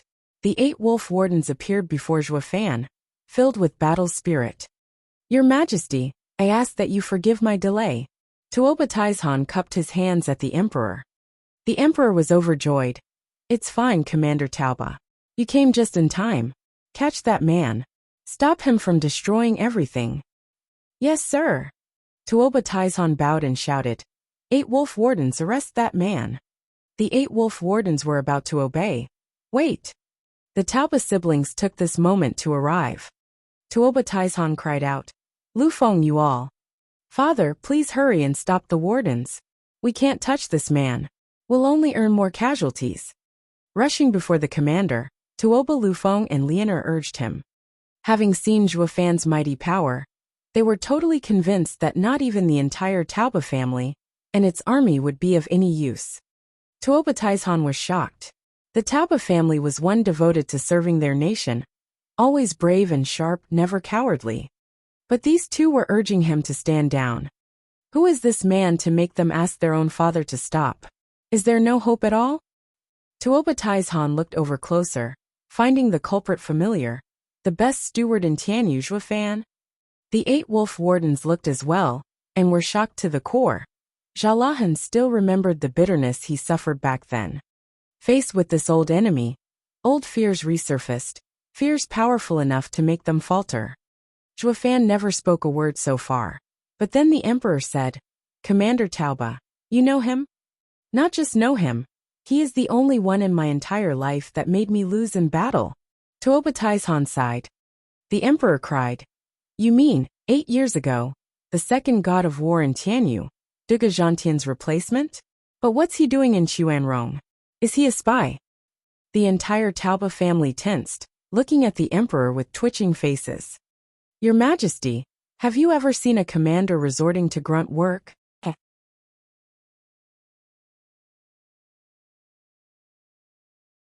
Chapter 815, Secret Path. Chapter 815, Secret Path. Proofreader Papatonks. Your Majesty, I don't think he would do that himself. Tuoba Taizhan shook his head, turning back to Zhuo Fan and shouting, Zhuo Fan, since you had the nerve to barge into Xuanrong imperial capital, I, as its captain of the guards, shall arrest you. Father. Tuoba Taizhan started to shout, turning to see his son and daughter shaking their heads. Father, that's the worst thing you could possibly do. He's more savage than before. Confused, Tuoba Taizhan scratched his head. Once bitten, twice shy? The last time we only lost against an army. But now he's all alone against all of us. Yet you're telling me I still can't take him? Father, don't look down on him just for being alone. He'll still mow us down. The Tauba siblings knew what he was thinking, constantly shaking their heads. Tuoba Taizhan was still perplexed as to why. Ha ha ha, is the destroyer of Crown Prince's manor here? 4 figures landed. Elder Hu, he's the one. The Crown Prince's high venerable carried the bedridden Crown Prince, as he bowed, before a muscled youth. The Crown Prince crawled higher on the high venerable's back and cursed when he saw Zhuo Fan. Elder Hu, he's the one. Kill him. With me here, all will be over soon. The man turned to Zhuo Fan and then widened his eyes, roaring. You again, brat? Zhuo Fan was perplexed. Another youth next to Elder Hu stomped hard as his features twisted. Rotten punk. I guess you don't recognize us now. But we certainly do. After that loss, We vowed that one day we'll pull every bone from your body and make you experience pain like no other. Who thought that today will be the day we'll do it? No one will save you now, ha ha ha. Not even heaven itself. The man cackled, releasing his mighty aura and making even High Venerable shake in fear. This is the power of an ethereal stage expert. So strong. Elder Lang, you have something with the kid too? The High Venerable asked. Great. Now old and new grievances will be washed away today. Elder Lang's eyes were bloodshot. Humph, just a grievance? That day in Tianyu he ruined my body. Who? He didn't finish as a whistling sound was heard, followed by a large scarlet dragon claw grabbing all four of them. The four struggled for nothing, as even their souls were stuck in the draconic grip. Elder Hu's eyes bugged out. What is this? Soul? You're a radiant stage cultivator. How can you form a soul? Why is it so strong? The scarlet dragon claw came from behind Zhuofan like a third hand. Zhuofan looked annoyed right now. Since you survived, keep your nose down. Why the hell are two fleas coming to buzz in my ears about old times? Bam! The dragon claw clenched, and the four exploded in a shower of blood, splattering on everyone around. The victims had no chance to even wail their demise, destroyed in body and soul, including the two ethereal stage cultivators. The witnesses were speechless. Two ethereal stage experts and a peak radiant stage cultivator were squashed like bugs. Tuoba Taizhan looked from his children to Zhuofan, now understanding their fear. Zhuofan was no longer human to be able to kill ethereal stage experts so easily. The 8 wolf wardens faltered and shivered. Zhuofan was worlds above them. Even before, alone they were no match for Zhuofan, but using human wave tactics they could stall him. Something impossible right now. Zhuofan was beyond their reach. An eerie silence fell. Everyone regarded Zhuofan with fear. An ethereal stage expert was seen as a god by these people. But they died all the same in the easiest manner possible. Taking back the claw, Zhuofan returned to his calm demeanor. Sixth Prince, this pint is pointing at that hill. Is there something off about it? Shouldn't be. That is a view I often visited when I was small. It should be fine. The sixth prince was puzzled as he looked around. Zhuofan inspected his surroundings and smiled. So it's a concealing array, one powered by sacred stones. No wonder it's hard to see. But what's it hiding? Void annihilation. With a creepy smile, Zhuofan's right eye flashed golden twice. Rumble. Something broke then, and everyone's view changed. It was like a mirror had just suffered a crack and started crumbling and vanishing. Before them was a pitch-black cave in the hill. The flower fairy pointed right at it. Grinning, Zhuofan walked forward, but a shout came. Wait, sir. Zhuofan started, and turned to the speaker, the Chuanrong Emperor. Only this time, the Emperor had lost his panicking look, turning grave. Sir, no matter who you are, if you go in, you may not come back. This barrier is Chuanrong's shame, and also a catalyst. You shouldn't have broken it. No one can stop me from getting what I want. Thanks for the reminder. Zhuofan walked forward without hesitation and jumped in. The sixth prince followed him, but the emperor shouted, Son. Imperial father, actually, I knew of this place long ago. The sixth prince smiled, his eyes sharp. This is our empire's shame and the imperial family's disgrace. One day this barrier would have been lifted. Only no one dared to, but I believe Sir Zhuo would be the one to break everything. I have seen his might in the double dragon gathering. He's not like those hypocrites. The sixth prince jumped in. The emperor wanted to stop him, but could only sigh as he was too late. Tuoba Taizhan was puzzled. Your Majesty, what's in there? Why? Old Commander Tauba. If they don't come out, take your men and run, or they would destroy. The emperor sighed and shook his head. Who's they? Whoosh.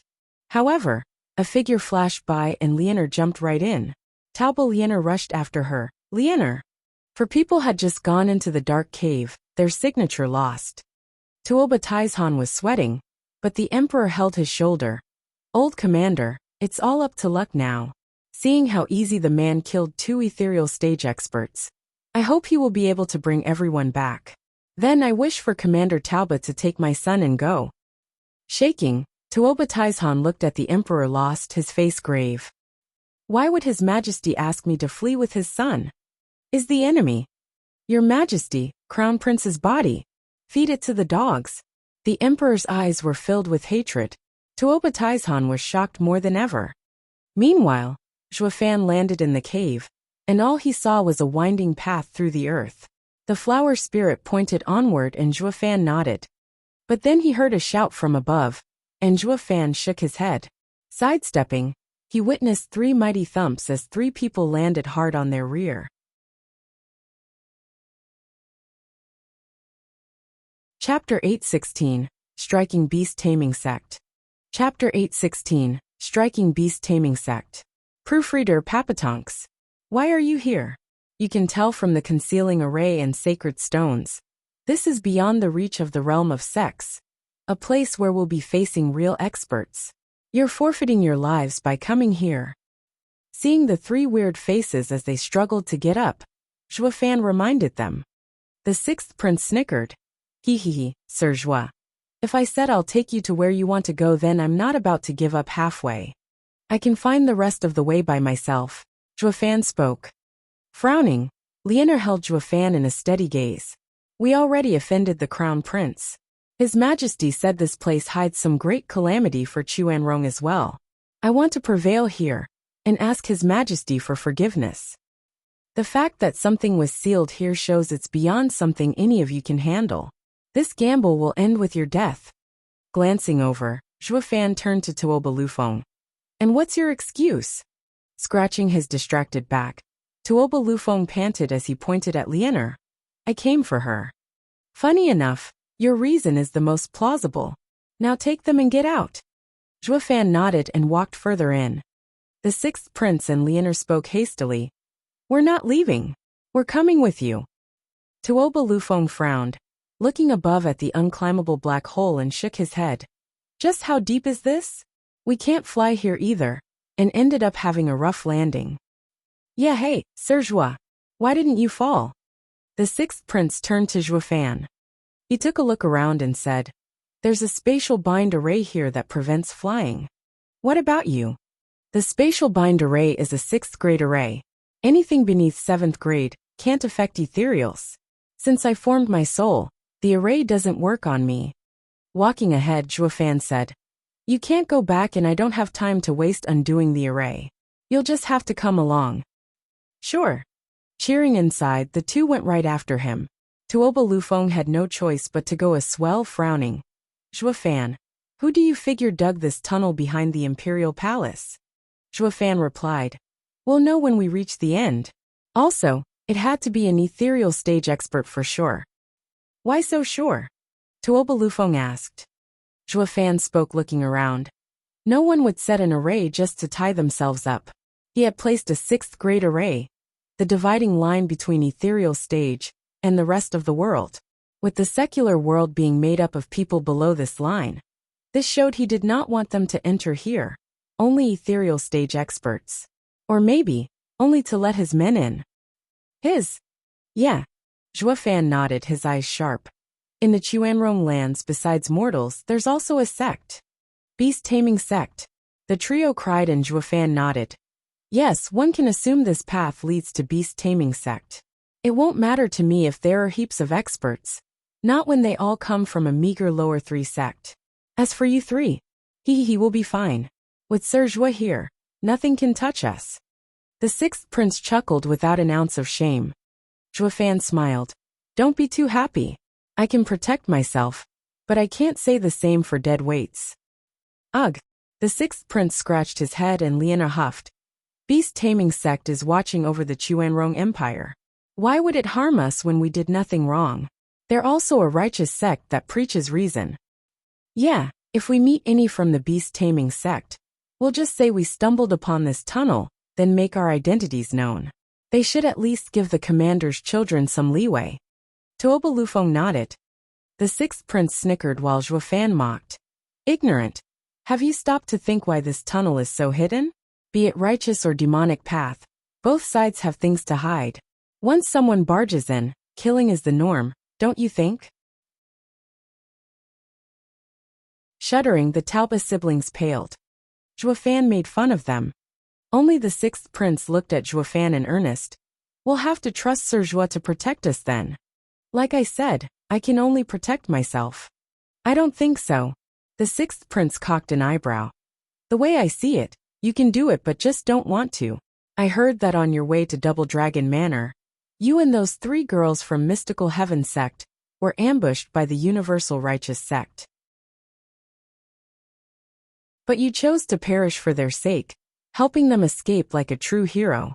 Hehehe, Sir Zhuo, as your fan, the least I am is well informed.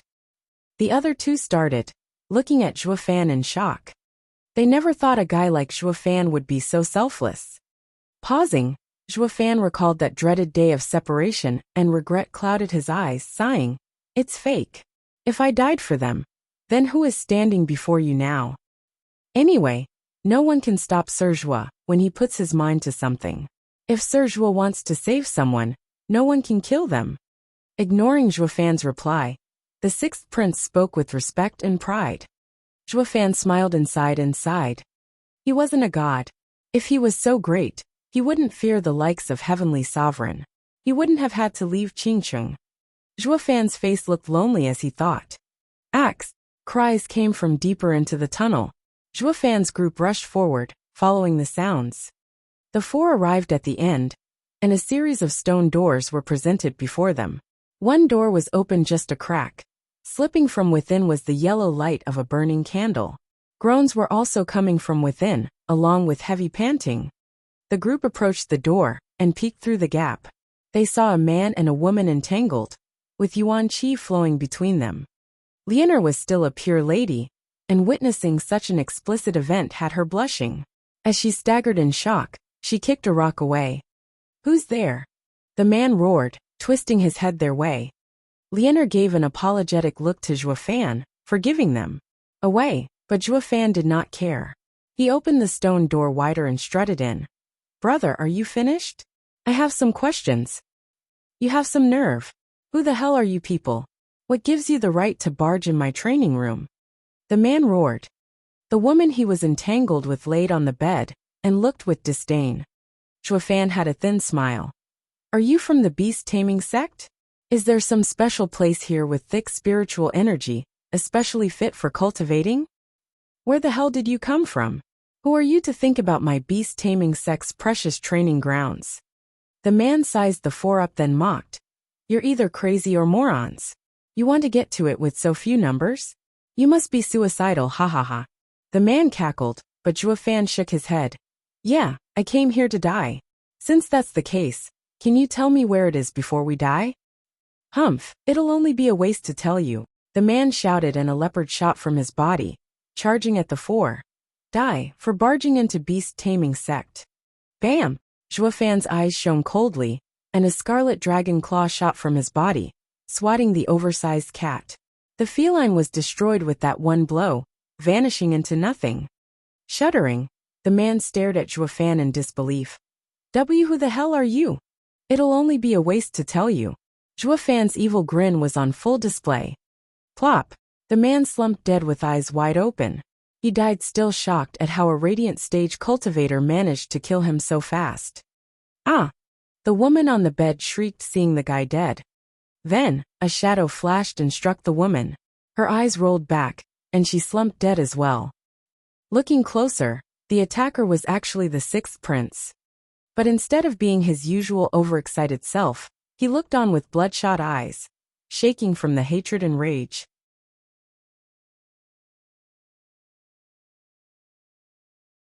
Chapter 817, King Among Beasts.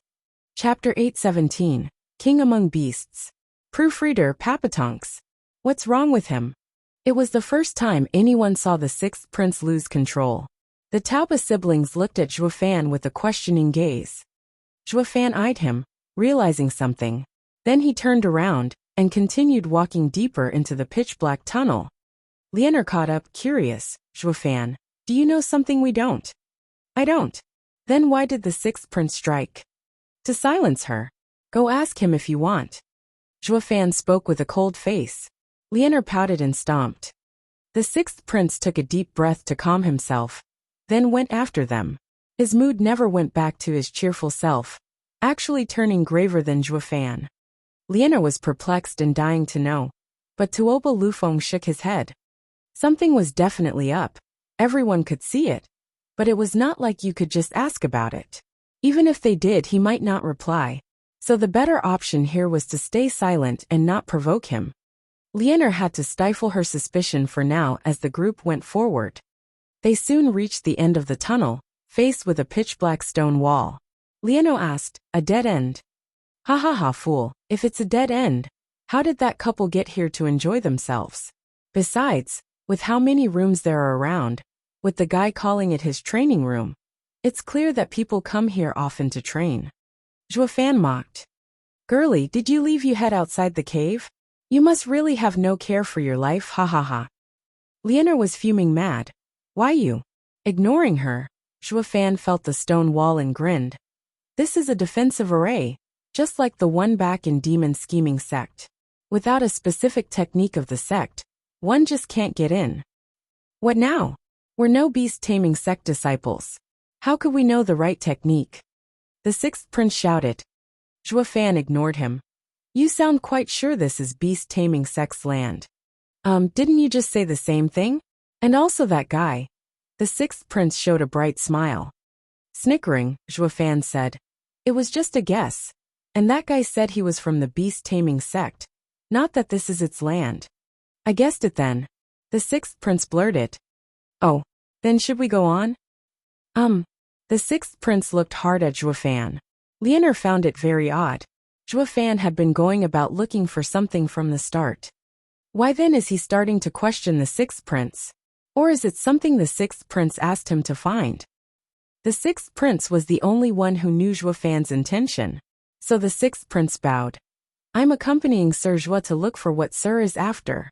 It is at Sir's discretion to continue or not. To me it's nothing, while it spells trouble to you. Going back just like that." Hi's brow quivering, the sixth prince pondered then nodded. "Everything will go per Sir Zhuo's wishes. As your fan, I can only give you my full support." "In that case," Zhuofan nodded. The sixth prince stared at the wall with a tense heart. "We go on." Zhuofan grinned and came to a decision. The sixth prince was beaming with joy. The Tauba siblings were stumped. What's up with them? Is it Zhuofan looking for something, or sixth prince? Ignoring their curious gazes, Zhuofan's left eye flashed with a black thunder flame. It shot straight at the wall. Apocalyptic thunder flame eye. The minute mode of fire exploded into a roaring flame.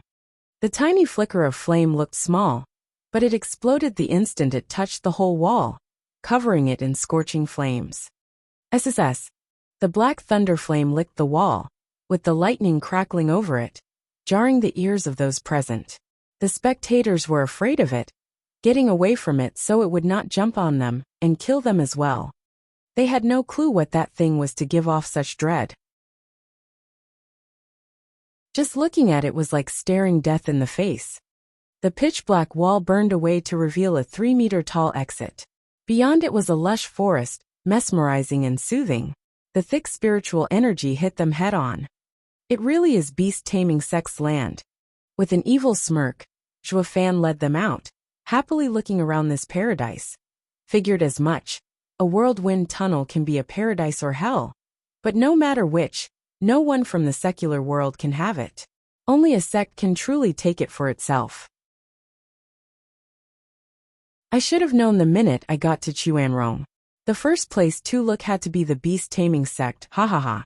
Zhuofan showed a pleased smile, while the other three were taken in by the glorious sights around them. Bam! A loud sound echoed as two creatures 100 meters tall arrived before them with their claws ready. The trio were startled, paling and crying. 7th grade spiritual beast? And two of them?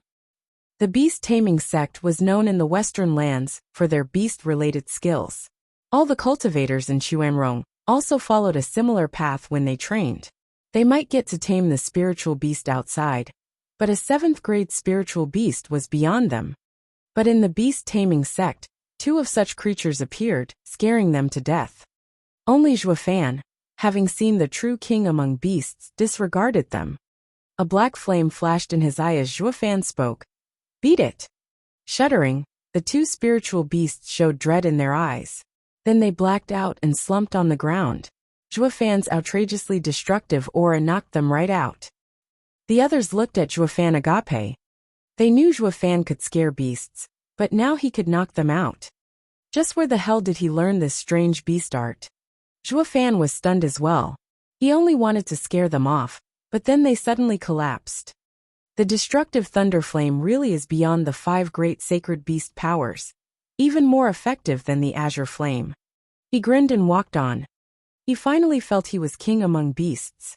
In an ancient and quaint hall, a pale middle-aged man was sitting on a throne.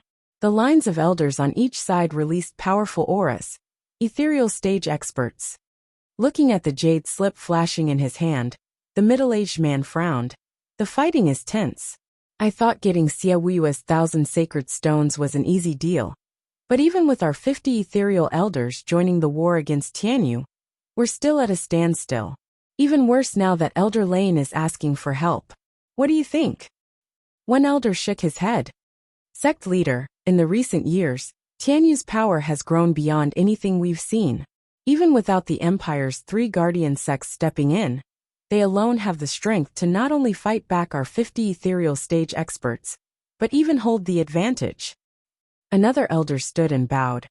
From what I can tell, for us to win, we have to send more men. Bam! Following the loud noise, a buff man with black beard shot in rage. Humph, send what? The elders and venerables we sent must be heavily wounded if not dead. Sending any more will only mount our casualties. This is a problem between Tianyu and the 3 guardian sections. Xiaoyue wants to waken those traitors, and wants to do it through us.